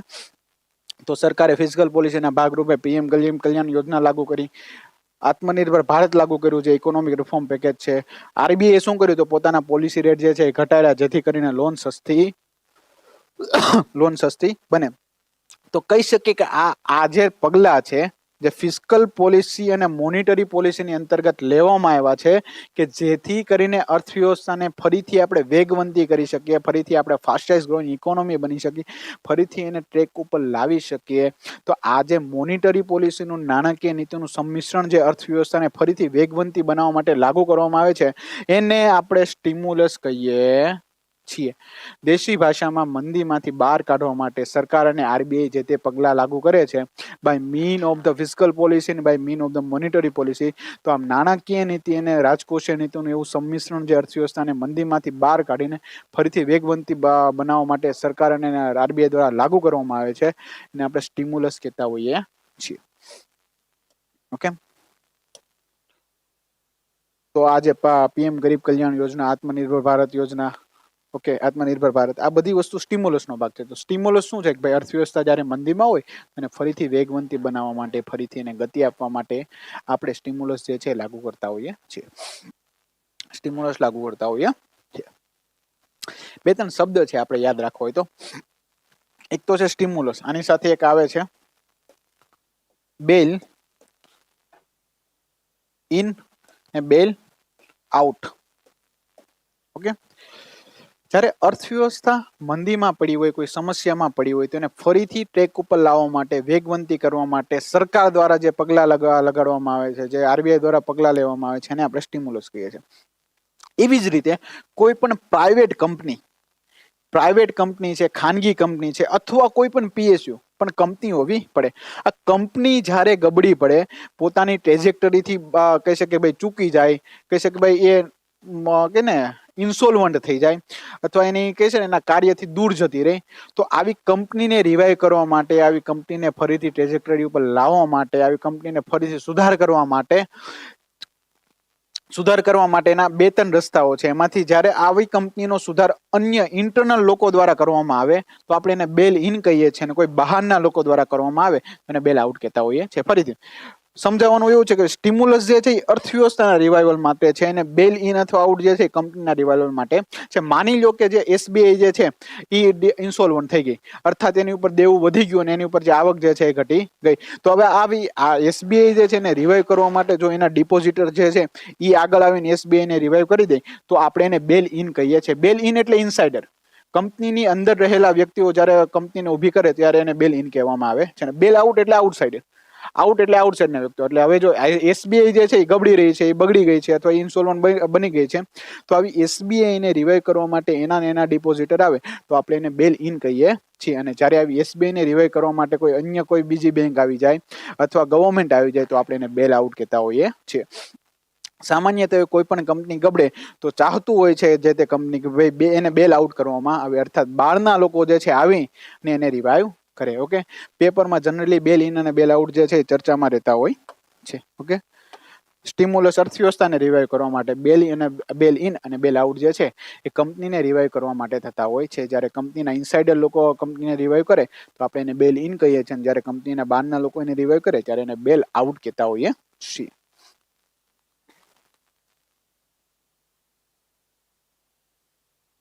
ઓકે, બહુ જ મહત્વની વસ્તુ WPI એન્ડ CPI અર્થાત હોલસેલ પ્રાઇસ ઇન્ડેક્સ ને કન્ઝ્યુમર પ્રાઇસ ઇન્ડેક્સ. આ તમને યાદ રાખવું પડે. સમજવાની વસ્તુ તો આમાં છે નહીં, કઈ વસ્તુ જે છે યાદ રાખવાની છે. શું યાદ રાખવું એ તમારે જોવું પડે. સૌથી પહેલું કે એની ગણતરી કયા સ્તરે કરવામાં આવે. જ્યારે હોલસેલ સ્તરે ગણતરી કરવામાં આવે ત્યારે આપણને WPI મળતો હોય છે, અને કન્ઝ્યુમર પ્રાઇસની મેઝરમેન્ટ રિટેલ લેવલે કરવામાં આવે. આપણને ખબર છે ડિફરન્સ બિટવીન રિટેલ અને હોલસેલ. હોલસેલમાં આપણે જથ્થાબંધ ખરીદી કરતા હોય છે, રિટેલમાં આપણે ઇન્ડિવિજ્યુઅલ અથવા એક કરીને ખરીદી કરતા હોય છે. એટલે જનરલી WPI ની ગણતરી હોલસેલ લેવલે કરવામાં આવે છે અને CPI ની ગણતરી કન્ઝ્યુમર લેવલે અથવા રિટેલ લેવલે. કન્ઝ્યુમર લેવલ અને રિટેલ લેવલ જનરલી સમાપ્ત છે. કેમ? કારણ કે કન્ઝ્યુમર ક્યારેય બલ્કમાં પરચેસ કરતો નથી. એ પોતાની જરૂરિયાત અનુસાર જે છે એક અથવા બે વસ્તુ લેતો હોય છે. બીજી બાજુ કોણ કેલ્ક્યુલેટ કરે? બહુ જ મહત્વની વસ્તુ છે કે ભાઈ office of economic adviser under the ministry of commerce and industry જે છે એ WPI ને કેલ્ક્યુલેટ કરતું હોય છે. અને બીજી બાજુ NSO national statistical organisation under the ministry of statistic and programme implementation છે મોસ્પી ની અંતર્ગત રહેલું NSO જે છે એ CPI ને કેલ્ક્યુલેટ કરતું હોય છે. આ અંતર યાદ રાખવું. બેઝિયર બંને માટે સમાન છે ઓલમોસ્ટ. ઓકે, કેટેગરીઝ જે છે યાદ રહે તો ઠીક, અધરવાઇઝ ટેન્શન લેવાની જરૂર છે નહીં. WPI ની અંતર્ગત પ્રાઇમરી આર્ટિકલ્સ આવે છે, મેન્યુફેક્ચરિંગ ગુડ્સ આવે છે અને ફ્યુલ અને પાવર આવતું હોય છે. જ્યારે આપણે CPI ની વાત કરીએ તો એની અંતર્ગત ફૂડ એન્ડ બેવરેજીસ આવે છે, પાન, ટોબેકો અને ઇન્ટોક્સિકન્ટ્સ આવે છે, ક્લોધિંગ અને ફૂટવેર વાળી વસ્તુ આવે છે, હાઉસિંગ આવે છે, ફ્યુલ આવે છે, લાઇટ આવે છે અને અન્ય મિસલેનિયસ વસ્તુ આવે છે જેવું કે એજ્યુકેશન, હેલ્થ કેર અને ટ્રાન્સપોર્ટેશન. ઓકે, એને કેટેગરીઝ જે છે યાદ રહે ના રહે કોઈ ઇશ્યુ છે નહીં, પણ હાઈએસ્ટ વેઇટેજ કોનું છે આ તમને યાદ રહેવું પડે. WPI અંતર્ગત હાઈએસ્ટ વેઇટેજ જે છે મેન્યુફેક્ચરિંગ પ્રોડક્ટ્સનું છે. આ મસ્ટ ખબર પડવી પડે. ક્વેશ્ચન આમાંથી ડાયરેક્ટ આવી શકે. ત્યારે CPI ની અંતર્ગત જે છે ને સૌથી વધારે વેઇટેજ જે છે ફૂડ એન્ડ બેવરેજીસ નો છે. ખાદ્ય વસ્તુઓનો જે છે સૌથી વધારે વેઇટેજ છે. હવે આપણને ખબર છે કે જ્યારે આપણે ઇન્ફ્લેશનની વાત કરીએ તો ઇન્ફ્લેશનને સૌથી વધારે ઇમ્પેક્ટ કરવાવાળી વસ્તુ હોય ને તો છે એક તો આ ફૂડ એન્ડ બેવરેજીસ જે છે સૌથી વધારે ઇમ્પેક્ટ કરતી હોય છે. એટલે આપણે ફૂડને એક અલગ કેટેગરીથી પણ ગણતરી કરીએ. Impact of increase in food items જે છે એની કિંમતો વધે એમાં પરિવર્તન આવે તો WPI માં કઈ પરિવર્તન આવશે? તો એનો જવાબ આવે ના, એટલો બધો એસ જ પરિવર્તન નહીં આવે. કેમ? કારણ કે સૌથી વધારે ડોમિનન્સ મેન્યુફેક્ચરિંગ પ્રોડક્ટનું છે અને આમાં જે ફૂડ આઇટમ જે છે એસ જ ભૂમિકા ભજવતા નથી. જ્યારે CPI માં સિગ્નિફિકન્ટ ઇમ્પેક્ટ આવશે. કેમ? કારણ કે અહીંયા સૌથી વધારે વેટેજ ફૂડ એન્ડ બેવરેજીસનું છે. એટલે જ્યારે ફૂડ ઇન્ફ્લેશન આવશે તો એનો પ્રભાવ CPI માં વધારે પડશે. ખાસ સર્વિસેસ જે છે એ WPI માં સ્થાન પામી નથી અને જ્યારે CPI માં સ્થાન પામી છે. યાદ રાખવું ખાસ. ઓકે, પછી આ WPI ને કોઈ ટાર્ગેટ કરે છે તો કે નહીં, WPI ને આધારે કોઈ ગણતરી કરતું નથી. પણ CPI ના આધારે RBI જે છે પોતાની ઇન્ફ્લેશન માટેની ટાર્ગેટિંગ કરતું હોય છે. Yes, RBI is required to maintain CPI rate of inflation of 4% with a deviation of 2%. આજે આરબીઆઈ ની સ્ટ્રેટેજી છે એને આપણે ઇન્ફ્લેશન ટાર્ગેટિંગ કહીએ છીએ. ઇન્ફ્લેશન ટાર્ગેટિંગ નો અર્થ એવો છે કે ભાઈ આરબીઆઈ ને ટાર્ગેટ દેવામાં આવ્યો છે કે આરબીઆઈ ઇન્ફ્લેશન ને 4% +N-2 સુધી વેરિયન્ટ કરી શકે છે. અહીંયા આરબીઆઈ ઇન્ફ્લેશન જે છે એ સીપીઆઈ ના આધારે જે વેરિએશન આવે છે એના આધારે ઇન્ફ્લેશન મેજર કરતો હોય છે અને એ ઇન્ફ્લેશન જે છે એ 4% પ્લસ અથવા 6% અને 4% માઇનસ અથવા 2%, એટલે 2% થી 4% વચ્ચે મેન્ટેન કરતું હોય છે. ઇન્ફ્લેશન ટાર્ગેટિંગ એટલું છે કે ભાઈ જ્યારે આપણે ઇન્ફ્લેશનનો કોઈ ટાર્ગેટ આપી દઈએ, માની લો કે આરબીઆઈ નક્કી કરે કે ઇન્ફ્લેશન રેટ જે છે એ અમે આટલા જ બ્રેકેટમાં રાખીશું, તો જે પોલિસી મેકર છે, જે કહી શકે ભાઈ ઉદ્યોગપતિઓ છે, આ બધાને નીતિ નિર્માણમાં, નિર્ણય નિર્માણમાં બહુ સરળતા રહેતી હોય છે.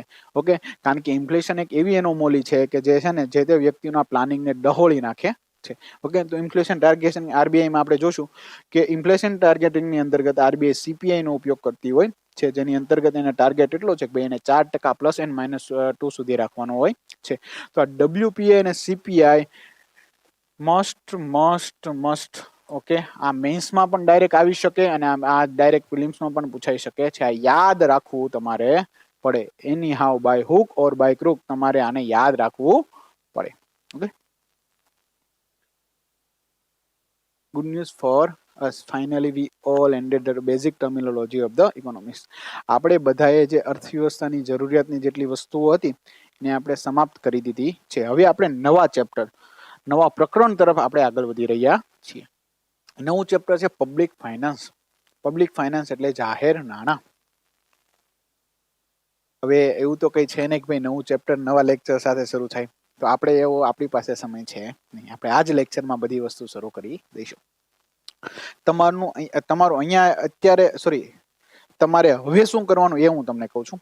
અત્યાર સુધીની જેટલી ટર્મિનોલોજી જેટલી મેં તમને ભણાવી, ઓકે, એ ટર્મિનોલોજીમાં વાસ્તવિકતામાં હું શું કહેવા માંગુ છું એ તમે સમજી લો. એ કીધા પછી આજના દિવસમાં અથવા કાલના દિવસમાં તમે કોઈ ગુજરાતી પબ્લિકેશનની બુક ખાલી વાંચો કે ભાઈ એ વાસ્તવિકતામાં મેં કીધું હતું ને એનામાં આમાં શું અંતર છે, ઓલમોસ્ટ સેમ જ હશે, કદાચ ભાષાનું અંતર હોઈ શકે, ને એની સાથે જોડો. ઓકે, બસ આટલી વસ્તુ તમે કરો એટલે તમને ધીરે ધીરે ગ્રીપ આવતી જશે. જેટલું આપણે શરૂઆતમાં ભણાવ્યું એમાં કોઈ ડાયનામિઝમ એસેજ હતું નહીં, પણ અમુક વસ્તુ જે હતી જે કામની હતી એની આપણે ચર્ચા કરી. આ બધી વસ્તુ જે તમને જોઈને એ તમને રોજબરોજની ભાષામાં ન્યૂઝપેપરમાં ભટકાશે. ઓકે, તો હવે શું કરવાનું છે, આજનો લેક્ચર જે છે એને વારા ઘડીએ જો બધા જ ટર્મિનોલોજીને બાય હાર્ટ સમજો અને એને જે તે ગુજરાતી પબ્લિકેશનની કોઈ બુક સાથે જોડો અને વાંચો. હવે નવું ચેપ્ટર છે પબ્લિક ફાઇનાન્સ. પબ્લિક ફાઇનાન્સ એટલે જાહેર નાણાં. આ ચેપ્ટરની અંતર્ગત આપણે શું શું જોઈશું, ઓકે, આ ચેપ્ટરની અંતર્ગત આપણે શું શું જોઈશું એની આપણે ચર્ચા કરી લઈએ. સૌથી પહેલા આપણે જોઈશું ગવર્મેન્ટ રિસિપ્ટ્સ, અર્થાત સરકારની પ્રાપ્તિઓ કેવી કેવી છે. ઓકે, કઈ કઈ પ્રાપ્તિઓ છે, રેવન્યુ છે, કેપિટલ છે, આ સિવાય રેવન્યુના કયા કયા ભાગ છે, કેપિટલના કયા કયા ભાગ છે, આ બધી વસ્તુની આપણે ચર્ચા કરીશું. બીજી વસ્તુ છે સરકારના ખર્ચ, ગવર્મેન્ટ એક્સપેન્ડિચર. ઓકે, સરકારના ખર્ચો કયા કયા પ્રકારના છે, કેપિટલ છે, રેવન્યુ છે, પ્લાન છે, નોન પ્લાન છે. ઓકે, આ બધી વસ્તુ પણ આમાં જોઈશું. સરકારને આપણને ખબર છે કે સરકાર સામાન્યતવે ખાધ એટલે ડેફિસિટના અમુક ફાયદાઓને ધ્યાનમાં રાખીને શું કરતી હોય છે, તો કે ભાઈ ખર્ચ વધારે કરતી હોય છે in comparison of the income.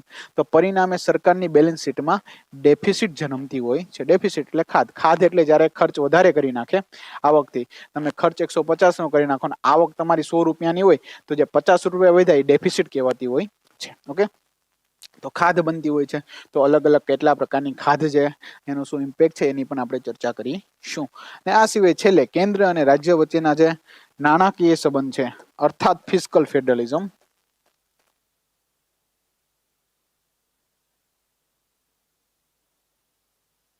Fiscal ફેડરલિઝમની આપણે ચર્ચા કરીશું. આ ચાર વસ્તુ જે છે આપણે કહી શકીએ આ ચેપ્ટરનો એજન્ડા રહેશે.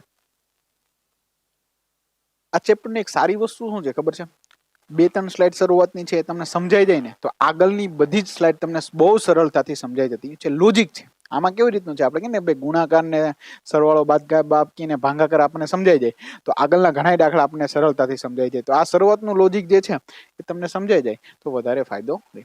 અમુક બેઝિક થિંગ જોવાની છે એ જોઈએ. સૌથી પહેલા આપણે એ જોવાનું છે કે એસેટ શું કહેવાય ને લાયબિલિટી કોને કહેવાય.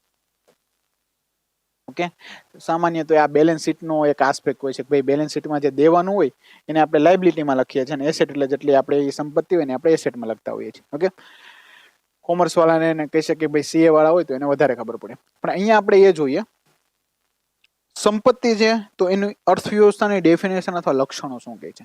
એસેટ ઇકોનોમિકની ભાષામાં એવી વસ્તુ છે કે જે વસ્તુઓ પોતાની જાતમાં મૂલ્યવાન છે અને અને અને એવી વસ્તુઓ જે પોતાની જાતમાં મૂલ્યવાન છે અને પોતાના માલિકને રિટર્ન દેવા માટે સક્ષમતા ધરાવતું હોય છે. રિટર્ન એટલે પ્રતિફળ. પ્રતિફળ કોઈ પણ હોઈ શકે, મોનિટરી અથવા નાણાકીય રૂપમાં હોઈ શકે, સોસાયટી સ્ટેટમાં હોઈ શકે, સોસાયટીમાં પ્રેસ્ટીજના રૂપમાં હોઈ શકે, પ્લેઝરના રૂપમાં હોઈ શકે. માની લો કે આ પેન છે, આ પેનની કિંમત 100 રૂપિયા છે.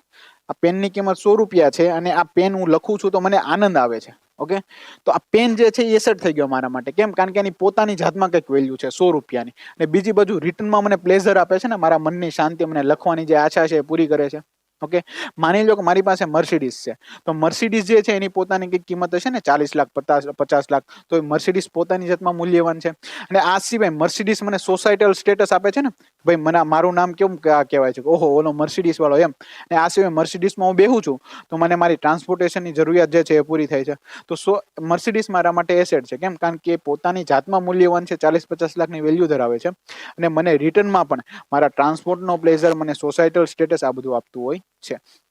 ઓકે, મારી પાસે ઘર છે, માની લો મારી પાસે ઘર જે છે તો ઘરની ઓબ્વિયસ 40 લાખ 50 લાખ રૂપિયા કિંમત હશે અને એ ઘરને હું જ્યારે રેન્ટ ઉપર ચડાવી દઉં તો રેન્ટ ઉપર ચડાવું તો મને ભાડું પણ રિટર્નમાં મળે ને.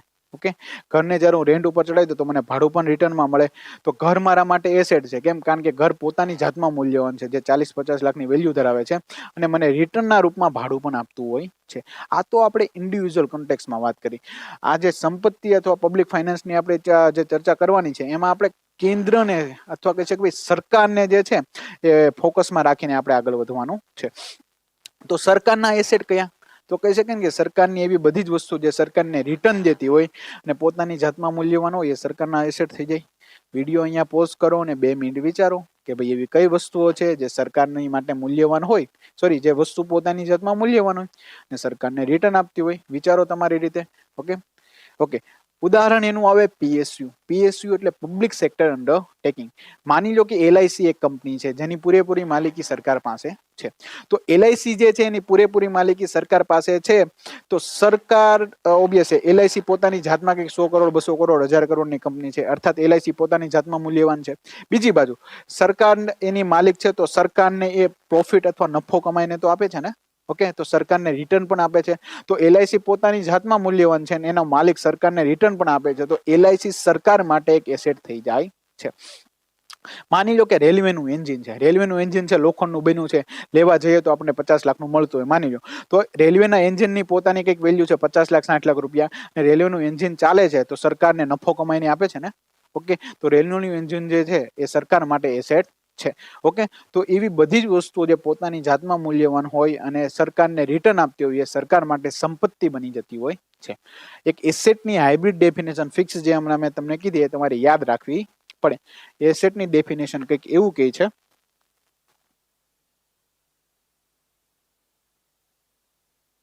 કે એવી બધી જ વસ્તુઓ કે જે પોતાની જાતમાં મૂલ્યવાન છે અને પોતાના માલિકને રિટર્ન દેવાની ક્ષમતા ધરાવતી હોય છે. તો આવી બધી જ વસ્તુઓને આપણે એના જે તે માલિક માટે સંપત્તિ ગણતા હોય છે, જે તે માલિક માટે એસેટ ગણતા હોય છે. તો એસેટની તો આપણે ચર્ચા થઈ ગઈ. ઓકે, ઘર પણ છે, રૂપિયા જે છે એને અહીંયા આપણે લીધા છે. હવે લાયબિલિટીઝ. લાયબિલિટીઝ એટલે ઉધારી. ઓકે, ઉધારી શું છે એની હાઇબ્રિડ એક ડેફિનેશન છે. ઉધારી એટલે શું? ઉધારી એટલે એવી બધી જ વસ્તુઓ કે જે વર્તમાનમાં મારી પાસે છે અને ભવિષ્યમાં મારી પાસે નથી રહેવાની, એ બધી જ વસ્તુઓ મારા માટે વર્તમાનમાં લાયબિલિટી બની જતી હોય છે. માની લો કે આ પેન જે છે એ વર્તમાનમાં મારી પાસે છે અને મેં તમને ભણાવવા માટે અહીંયા ઉપયોગમાં લઉં છું. પણ લેક્ચર પતશે એટલે આ પેન તો હું મૂકીને જતો રહીશ, મારી સાથે તો નહીં રહીશો. તો આ પેન અત્યારે મારા માટે લાયબિલિટી થઈ ગઈ. કેમ? કારણ કે વર્તમાનમાં તો મારી પાસે છે પણ ભવિષ્યમાં અથવા કાલ સાંજે અથવા પરમ દિવસે મારી પાસે રહેશે નહીં. કેમ? કારણ કે એનો ઉપયોગ કરીને હું પરત મોકલી દઈશ. એટલે એવી બધી જ વસ્તુઓ જે વર્તમાનમાં જે તે વ્યક્તિ પાસે હોય પણ ભવિષ્યમાં એ વ્યક્તિ પાસે નથી રહેવાની, તો એ બધી જ વસ્તુઓ વર્તમાનમાં એ વ્યક્તિ ઉપર લાયબિલિટી બની જતી હોય છે. ઓકે, તમે 100 રૂપિયા લાવો, આપણે જનરલી લાયબિલિટીને આપણે ઉધારીના ટર્મમાં લેતા હોય છે. તમે 100 રૂપિયા લાવો તો તમે એમ લ્યો છો કે ભાઈ તમે 100 રૂપિયા ઉધાર લીધા, પણ અર્થવ્યવસ્થા શું કે તમે 100 રૂપિયા લ્યો છો તો એ 100 રૂપિયા વર્તમાનમાં તમારી પાસે છે, પણ ભવિષ્યમાં તમારે એને પરત કરવા પડશે ને. ઓકે, અર્થાત જ્યાં લીધા છે ને પરત દેવા પડશે, તો એ તમારી ઉપર લાયબિલિટી છે.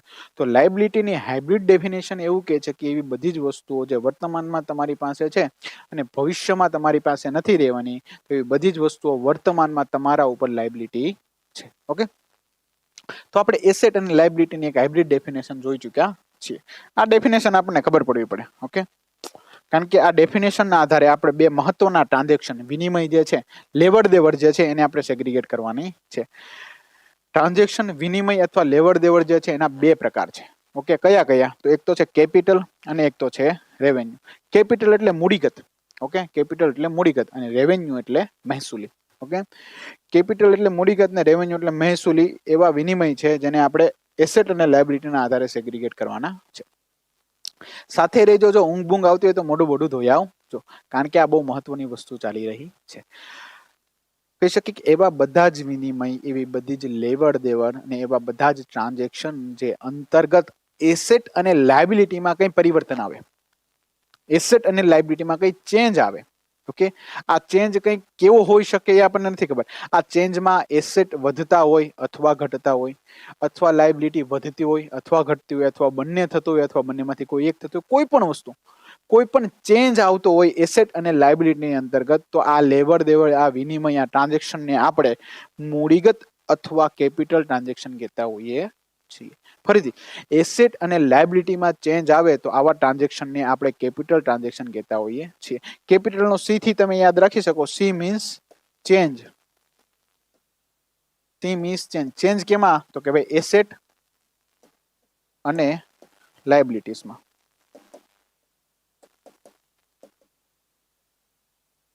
એસેટ અને લાયબિલિટીમાં ચેન્જ આવે તો આપણે એને કેપિટલ ટ્રાન્ઝેક્શન કહેતા હોઈએ છીએ. માની લો કે એવા બધા જ ટ્રાન્ઝેક્શન જેમાં એસેટ અને લાયબિલિટીમાં કોઈ ચેન્જ ના આવે. ઓકે, એસેટ અને લાયબિલિટીમાં કોઈ ચેન્જ ના આવે એવા ટ્રાન્ઝેક્શનને આપણે રેવન્યુ અથવા મહેસૂલી ટ્રાન્ઝેક્શન અથવા મહેસૂલી વિનિમય અથવા મહેસૂલી લેવડ દેવડ કહેતા હોઈએ છીએ. ફરીથી, એસેટ અને લાયબિલિટીને આધારે બે પ્રકારના વિનિમય શક્ય બને છે. એક તો છે કેપિટલ ટ્રાન્ઝેક્શન ને બીજું છે રેવન્યુ ટ્રાન્ઝેક્શન. કેપિટલ ટ્રાન્ઝેક્શનની અંતર્ગત એસેટ અને લાયબિલિટીમાં ચેન્જ આવે છે. ચેન્જ કેવી રીતનું હોય છે અત્યારે નથી ખબર આપણને, પણ ચેન્જ આવે છે. જ્યારે રેવન્યુની અંતર્ગત એસેટ અને લાયબિલિટીમાં કોઈ ચેન્જ આવતો નથી. જે પરિસ્થિતિ છે એ જ પરિસ્થિતિમાં મેન્ટેન રહેતા હોય છે. તો સૌથી પહેલું ડેફિનેશન આ થઈ ગયું, ભાઈ એસેટ અને લાયબિલિટીમાં ચેન્જ આવતો હોય તો એવા ટ્રાન્ઝેક્શનને આપણે કેપિટલ કહેતા હોઈએ છીએ, અને એસેટ અને લાયબિલિટીમાં ચેન્જ ના આવતો હોય તો એવા ટ્રાન્ઝેક્શનને આપણે રેવન્યુ કહેતા હોઈએ છીએ.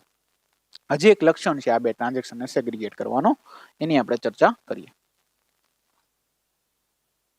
જ્યારે વિનિમયની અંતર્ગત આવા લેવડ દેવડની વારંવારતા અથવા રિપીટેડનેસ જોવા મળતી હોય, એકવાર વિનિમય થયો તો એવો ને એવો વિનિમય, એકવાર લેવડ દેવડ થઈ તો એવી ને એવી લેવડ દેવડ વારંવાર થતી હોય, કહી શકીએ કે ભાઈ એ રિપીટેડનેસ જોવા મળતી હોય, તો આવા ટ્રાન્ઝેક્શનને આપણે રેવન્યુ ટ્રાન્ઝેક્શન કહેતા હોઈએ છીએ. એવા વિનિમય, એવા ટ્રાન્ઝેક્શન, એવી લેવડ જેમાં રિપીટેડનેસ અથવા પીરિયોડિસિટી અથવા વારંવારતા જોવા ન મળતી હોય એને આપણે મૂડીગત અથવા કેપિટલ કહેતા હોઈએ છીએ. તો અહીંયા આપણે કેપિટલ ટ્રાન્ઝેક્શન અને રેવન્યુ ટ્રાન્ઝેક્શન, મહેસૂલી વિનિમય અને મૂડીગત વિનિમયને સેગ્રીગેટ કરવાના બે પેરામીટર આપણને મળી ગયા. એક તો રિપીટેડનેસ વાળો પેરામીટર ને એક એસેટ અને લાયબિલિટી વાળો પેરામીટર. કહી શકીએ એવા બધા વિનિમય, એવા બધા જ ટ્રાન્ઝેક્શન કે જેની અંતર્ગત એસેટ અને લાયબિલિટીમાં પરિવર્તન આવે છે અને રિપીટેડનેસ જોવા મળતી નથી. ફરીથી, એવા બધા જ ટ્રાન્ઝેક્શન, એવા બધા જ વિનિમય જેની અંતર્ગત એસેટ અને લાયબિલિટીમાં પરિવર્તન આવે છે, એમાં રિપીટેડનેસ જોવા નથી મળતી, એને આપણે મૂડીગત ટ્રાન્ઝેક્શન અથવા મૂડીગત વિનિમય અથવા કેપિટલ ટ્રાન્ઝેક્શન કહેતા હોઈએ છે. એવા બધા જ ટ્રાન્ઝેક્શન જેમાં એસેટ અને લાયબિલિટીમાં કોઈ પરિવર્તન નથી આવતું અને રિપીટેડનેસ વારંવારતા જોવા મળે છે, બધા જ વિનિમયને આપણે મહેસૂલી વિનિમય અને રેવન્યુ ટ્રાન્ઝેક્શન કહેતા હોઈએ છીએ. રેવન્યુનો આર જોઈને આપણે કહી શકીએ કે આમાં રિપીટેડનેસ જોવા મળે છે, આમાં રિપીટેડનેસ જોવા મળે છે, આમાં વારંવારતા જોવા મળે છે. કેપિટલનો સી એટલે ચેન્જ ઇન એસેટ અને લાયબિલિટી. ફરીથી, capital transaction, there is a change in asset and liability but there is absence of repeatedness. અને રેવન્યુની અંતર્ગત there is a no change in liability but there is an repeatedness.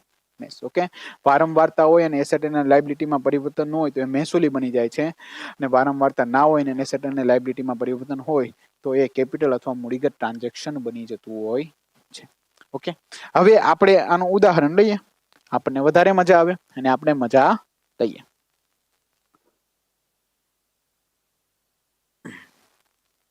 માની લો કે આ એક ઘર છે.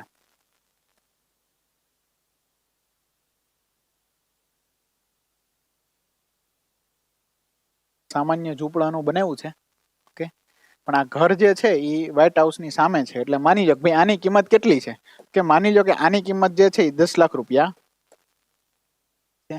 ઓકે, હેરી પોટર વાળું ઘર છે કે આની અંદર મોટો મહેલ છે પણ બહારથી આપણને ઘર લાગે છે. આની કિંમત છે 10 લાખ રૂપિયા.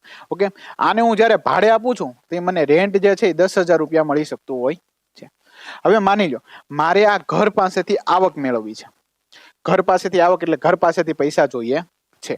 ઓકે, સૌથી પહેલી આવક છે કે હું એને રેન્ટ ઉપર આપું. રેન્ટ ઉપર આપું ત્યારે મને કંઈક આવક મળશે, અને બીજી છે કે હું ઘરને સેલ કરી દઉં. ઓકે, ત્યારે મને કંઈક આવક મળશે. હવે આ બે પ્રકારની આવક છે. હવે મને તમારે વિચારીને એ કહેવાનું છે કે આ રેન્ટ વાળી આવક જે છે એ કેપિટલ રિસીપ બની જશે મારા માટે કે રેવન્યુ રિસીપ બની જશે, અને આ સેલ વાળી આવક છે એ મારા માટે કેપિટલ રિસીપ બની જશે કે રેવન્યુ. અર્થાત આ રેન્ટ વાળું ટ્રાન્ઝેક્શન જે છે એ મૂડીગત બનશે કે મહેસૂલી બનશે, અને આ સેલ વાળું ટ્રાન્ઝેક્શન છે એ મૂડીગત બનશે કે મહેસૂલી બનશે. થોડીક વાર રાહ જો, વિડીયો પોઝ કરો અને વિચારો, અને પછી મને કહો. ઓકે, જ્યારે આપણે ઘરને સેલ કરીએ છીએ, સોરી ઘરને આપણે રેન્ટ ઉપર લગાડીએ છીએ, તો શું સંબંધિત માલિકની સંપત્તિમાં કોઈ પરિવર્તન આવે છે? તો કે નહીં. કેમ? કારણ કે જે 10 લાખની સંપત્તિ છે એ જ છે, પણ તમે જો સંપત્તિ વાપરો છો એટલે તમારે ભાડું દેવું પડે. તો આમાં એસેટ એન્ડ લાયબિલિટી જે છે એમાં કોઈ નો ચેન્જ રેન્ટ વાળા ભાગમાં. અને બીજી બાજુ આ રેન્ટ વાળું ટ્રાન્ઝેક્શન જે છે એ રિપીટેડ હોય ને, કારણ કે તમારે ભાડું જે છે એકવાર ભર્યું તો એવું ચાલે નહીં. તમે હરિયાણા વાળા નથી કે ભાઈ એકવાર ભાડું ભરો ને પછી વર્ષો સુધી ના ભરો તો ચાલે. દિલ્હીમાં આવું થતું. તમારે ભાડું કહી શકે ભાઈ મંથલી ક્વાર્ટરલી ભરવું પડે. એક સીમાથી વધારે એવું ના ચાલે કે ભાઈ તમે એકવાર ભરી દીધું તો ના ભરો તો ના ચાલે, એવું નહીં. તમારે ક્વાર્ટરલી ભરવું પડે. તો કહેવાનો અર્થ એટલો છે ભાઈ રેન્ટ વાળા ટ્રાન્ઝેક્શનમાં એસેટ અને લાયબિલિટીમાં કોઈ ચેન્જ નથી આવતો, અને આમાં રિપીટેડનેસ જોવા મળે છે. પરિણામે આ ટ્રાન્ઝેક્શન જે છે એ રેવન્યુ ટ્રાન્ઝેક્શન બની જતું હોય. ઓકે, હવે બીજી બાજુ, હવે બીજી આવક મેળવવાનો રસ્તો તો તમે ઘરને સેલ કરી દો. તમે ઘરને વેચી નાખો તો તમને કેટલા મળે? 10 લાખ રૂપિયા મળે. પણ એક વાત સાંભળો, જ્યારે તમે ઘરને વેચીને 10 લાખ રૂપિયા મેળવો છો તો માની શકો ને કાલે તમારી પાસે 10 લાખનો એક એસેટ હતો, હવે તમે એને વેચી નાખ્યો એટલે તમારો એસેટ 0 થઈ ગયો. ઓકે, તો હવે આમાં એસેટમાં ઘટાડો છો, અર્થાત એસેટમાં જે છે એ ચેન્જ આવ્યો ને. એસેટ જે હતો એ પહેલા તમારો 10 લાખનો એસેટ હતો, હવે ઘટીને 0 થઈ ગયો. બીજી બાજુ આ ઘર વેચવાનું છે એ તમે એક જ વાર વેચી શકો ને. એવું તો નથી ને કે આ એક વ્યક્તિને વેચ્યું તો બીજા વ્યક્તિને પણ વેચી શકો, એવું થઈ શકે નહીં. વન ટાઈમ ગયો હોય એટલે આમાં તમે રિપીટેડનેસ પણ કરી શકો નહીં.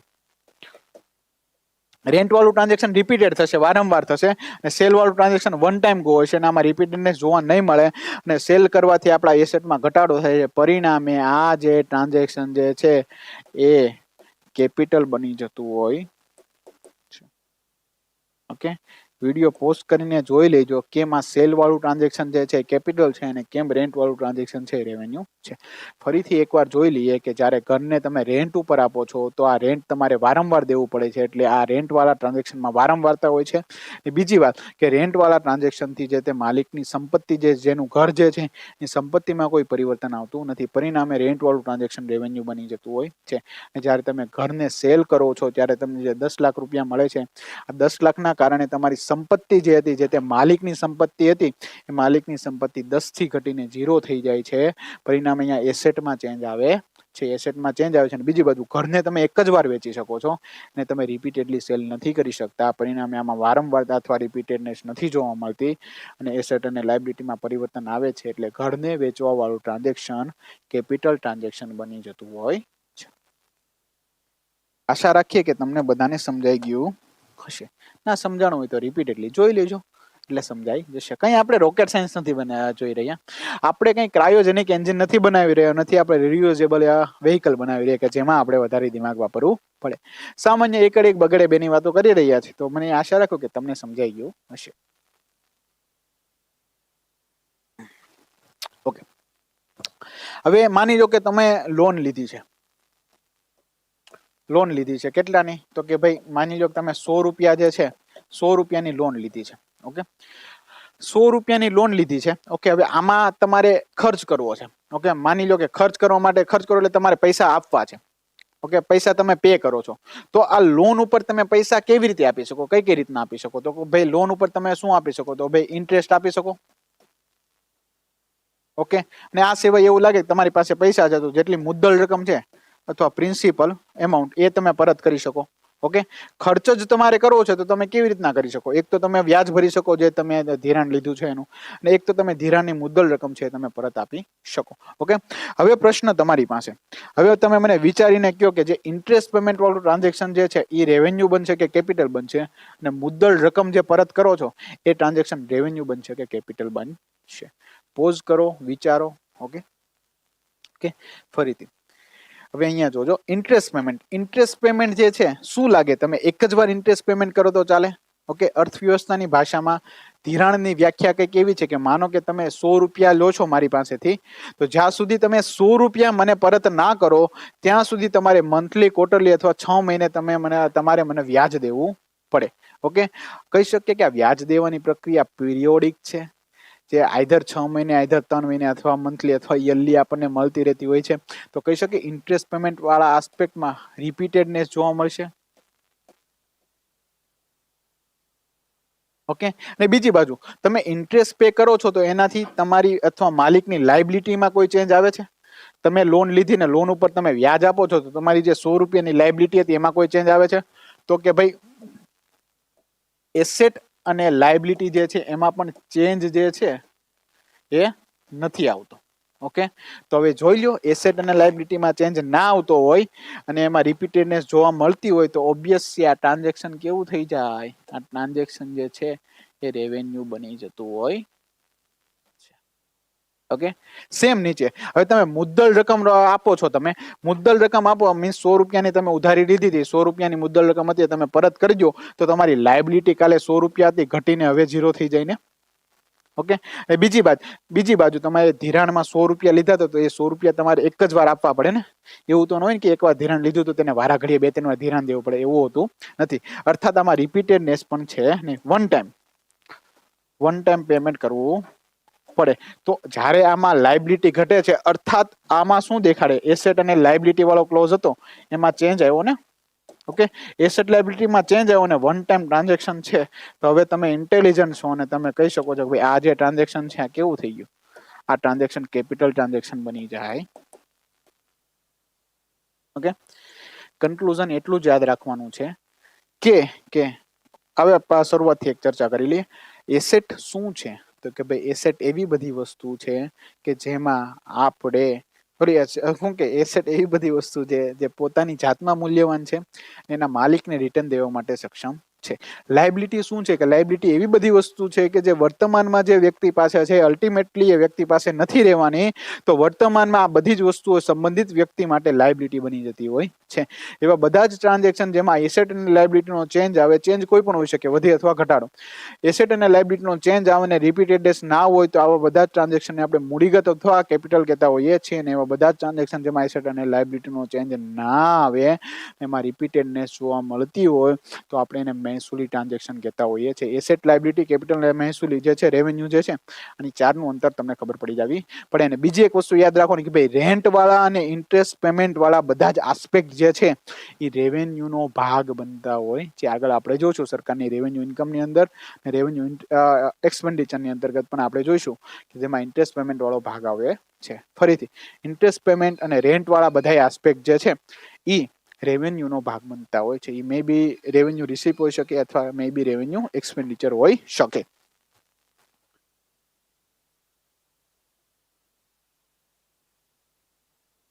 ઓકે, એસેટ અને લાયબિલિટી થઈ ગઈ. બહુ સરસ વસ્તુ છે, આ સમજી જવી પડે.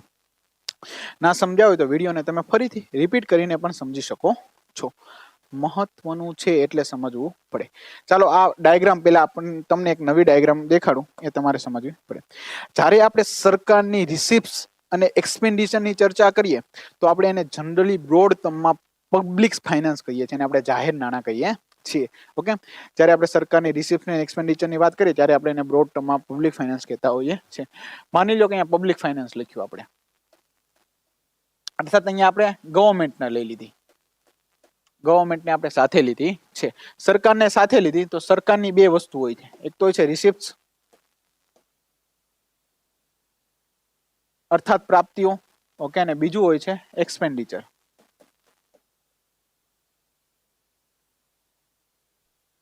અર્થાત ખર્ચ.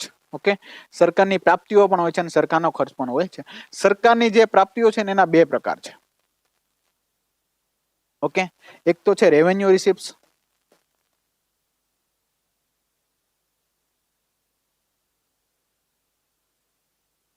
અને બીજું છે કેપિટલ રિસિપ્ટ્સ.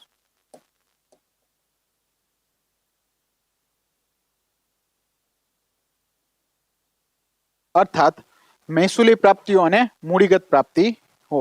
ઓકે, પ્રાપ્તિઓ જે સરકારની એના બે પ્રકાર, મહેસૂલી પ્રાપ્તિઓ અને મૂડીગત પ્રાપ્તિઓ. એ રીતે એક્સપેન્ડિચરના પણ બે પ્રકાર છે. ઓકે, રેવન્યુ એક્સપેન્ડિચર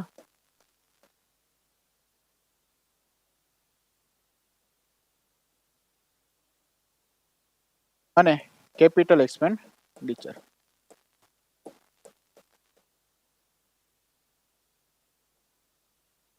અર્થાત મહેસૂલી ખર્ચ અને મૂડીગત ખર્ચ આટલા હોય છે. જે રેવન્યુ રિસીપ્ટ જે છે ને એના ફરીથી બે પ્રકાર પડતા હોય છે. ઓકે, કયા કયા? તો કે ભાઈ ટેક્સ રેવન્યુ અને non tax revenue. Tax revenue, okay, અને બીજું છે non tax revenue.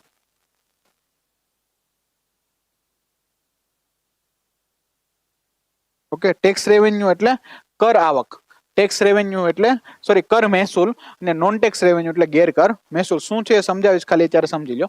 Okay, capital receipt છે ને એના પણ બે પ્રકાર છે.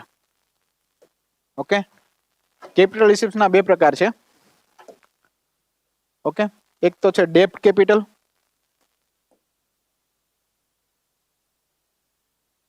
બીજું છે નોન ડેપ્ટ કેપિટલ.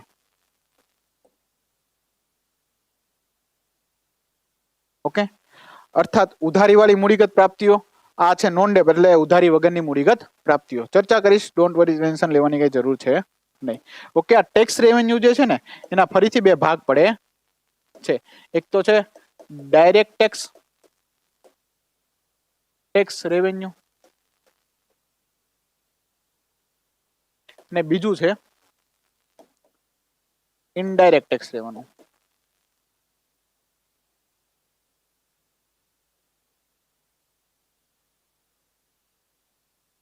ઓકે, આ આખી સ્ટ્રક્ચર જે છે આપણે જોઈ લીધું. સૌથી પહેલા સરકાર જે છે, સરકાર એની બે વસ્તુ હોય છે, એક તો હોય છે સરકારની પ્રાપ્તિઓ અને એક હોય છે સરકારના ખર્ચ. સરકારની પ્રાપ્તિઓ છે એના બે પ્રકાર છે. સરકારની પ્રાપ્તિઓના બે પ્રકાર છે, એક તો છે રેવન્યુ રિસિપ્ટ ને બીજું છે કેપિટલ રિસિપ્ટ. અર્થાત મહેસૂલી પ્રાપ્તિઓ અને મૂડીગત પ્રાપ્તિઓ. ઓકે, જે રેવન્યુ રિસિપ્ટ જે છે એના બે પ્રકાર છે, એક તો છે ટેક્સ રેવન્યુ અથવા કર મહેસૂલ અને બીજું છે નોન ટેક્સ રેવન્યુ અથવા ગેરકર મહેસૂલ. ઓકે, અને જે ટેક્સ રેવન્યુ છે એના ફરીથી બે પ્રકાર છે, એક તો છે ડાયરેક્ટ ટેક્સ રેવન્યુ, ઓકે, અને બીજું છે ઇનડાયરેક્ટ ટેક્સ રેવન્યુ. ઓકે, જ્યારે સરકારની મૂડીગત પ્રાપ્તિઓની વાત કરીએ ત્યારે એના બે પ્રકાર પડે છે, એક તો છે ડેપ કેપિટલ અર્થાત સરકારની ઉધારીવાળી મૂડીગત પ્રાપ્તિઓ, અને જ્યારે સરકારની કેપિટલ રિસિપ્ટની બીજી વાત કરીએ તો બીજું છે નોન ડેપ કેપિટલ અથવા સરકારની ઉધારી વગરની મૂડીગત પ્રાપ્તિઓ. ઓકે, બીજી બાજુ જ્યારે એક્સપેન્ડિચર વાળા આસ્પેક્ટમાં જઈએ છીએ ત્યારે એક્સપેન્ડિચરમાં આપણને ખબર પડે છે કે સરકારના બે પ્રકારના ખર્ચ છે, એક તો છે રેવન્યુ એક્સપેન્ડિચર અર્થાત સરકારનો મહેસૂલી ખર્ચ, અને બીજું છે કેપિટલ એક્સપેન્ડિચર અથવા સરકારનો મૂડીગત ખર્ચ. આ ડાયાગ્રામ જે છે ને એ આખી આપણને યાદ રહેવી પડે, બાય હુક ઓર બાય ક્રુક. યાદ રાખો તો યાદ રાખી લો અથવા રટી લો, પણ આપણને ખબર પડવી પડે. આ આખી ડાયાગ્રામ જે છે ને એ જ આખા ચેપ્ટરનો સાર છે. એસેટ અને લાયબિલિટી શું છે, કેપિટલ અને રેવન્યુ શું છે, આ ડાયાગ્રામ ખબર હોય એટલે આખું ચેપ્ટર આપણું અહીંયા જ પતી જાય છે. ઓકે, આશા રાખીએ કે તમને ખબર પડી ગઈ હશે. ઓકે, અત્યારે આપણે જે સરકારની રિસિપ્ટની વાત કરી તે રિસિપ્ટની ચર્ચા કરી રહ્યા છે. રિસિપ્ટમાં આપણને ખબર છે રેવન્યુ રિસિપ્ટ છે, મહેસૂલી પ્રાપ્તિઓ. ઓકે, મહેસૂલી પ્રાપ્તિઓ છે રેવન્યુ રિસિપ્ટ. ઓકે, અને બીજી છે મૂડીગત અથવા capital receipt. Okay, revenue receipt જે છે એના બે પ્રકાર આપણે જોયા હતા. એક તો છે ટેક્સ રેવન્યુ અર્થાત કર મહેસૂલ. ઓકે, અને બીજું છે ગેરકર મહેસૂલ અર્થાત non tax revenue. Tax revenue જે છે એના પણ બે પ્રકાર છે. એક તો છે ડાયરેક્ટ ટેક્સ રેવન્યુ અથવા પ્રત્યક્ષ કર મહેસૂલ, અને બીજું છે ઇનડાયરેક્ટ ટેક્સ રેવન્યુ અથવા અપ્રત્યક્ષ કર મહેસૂલ. અને જ્યારે સરકારની મૂડીગત પ્રાપ્તિઓની વાત કરીએ ત્યારે પણ આપણને ખબર પડે કે સરકારની મૂડીગત પ્રાપ્તિઓના પણ બે પ્રકાર છે. એક તો છે ડેપ કેપિટલ અર્થાત સરકારની ઉધારીવાળી મૂડીગત પ્રાપ્તિઓ, અને બીજું છે નોન ડેપ કેપિટલ અર્થાત સરકારની ઉધારી વગરની મૂડીગત પ્રાપ્તિઓ. ઓકે, આ રિસિપ્ટ જે છે આ એક સ્ટ્રક્ચર યાદ રાખો, પછી એની ડેફિનેશન છે એમાં શું અંદર આવે છે એ આપણે જોઈશું.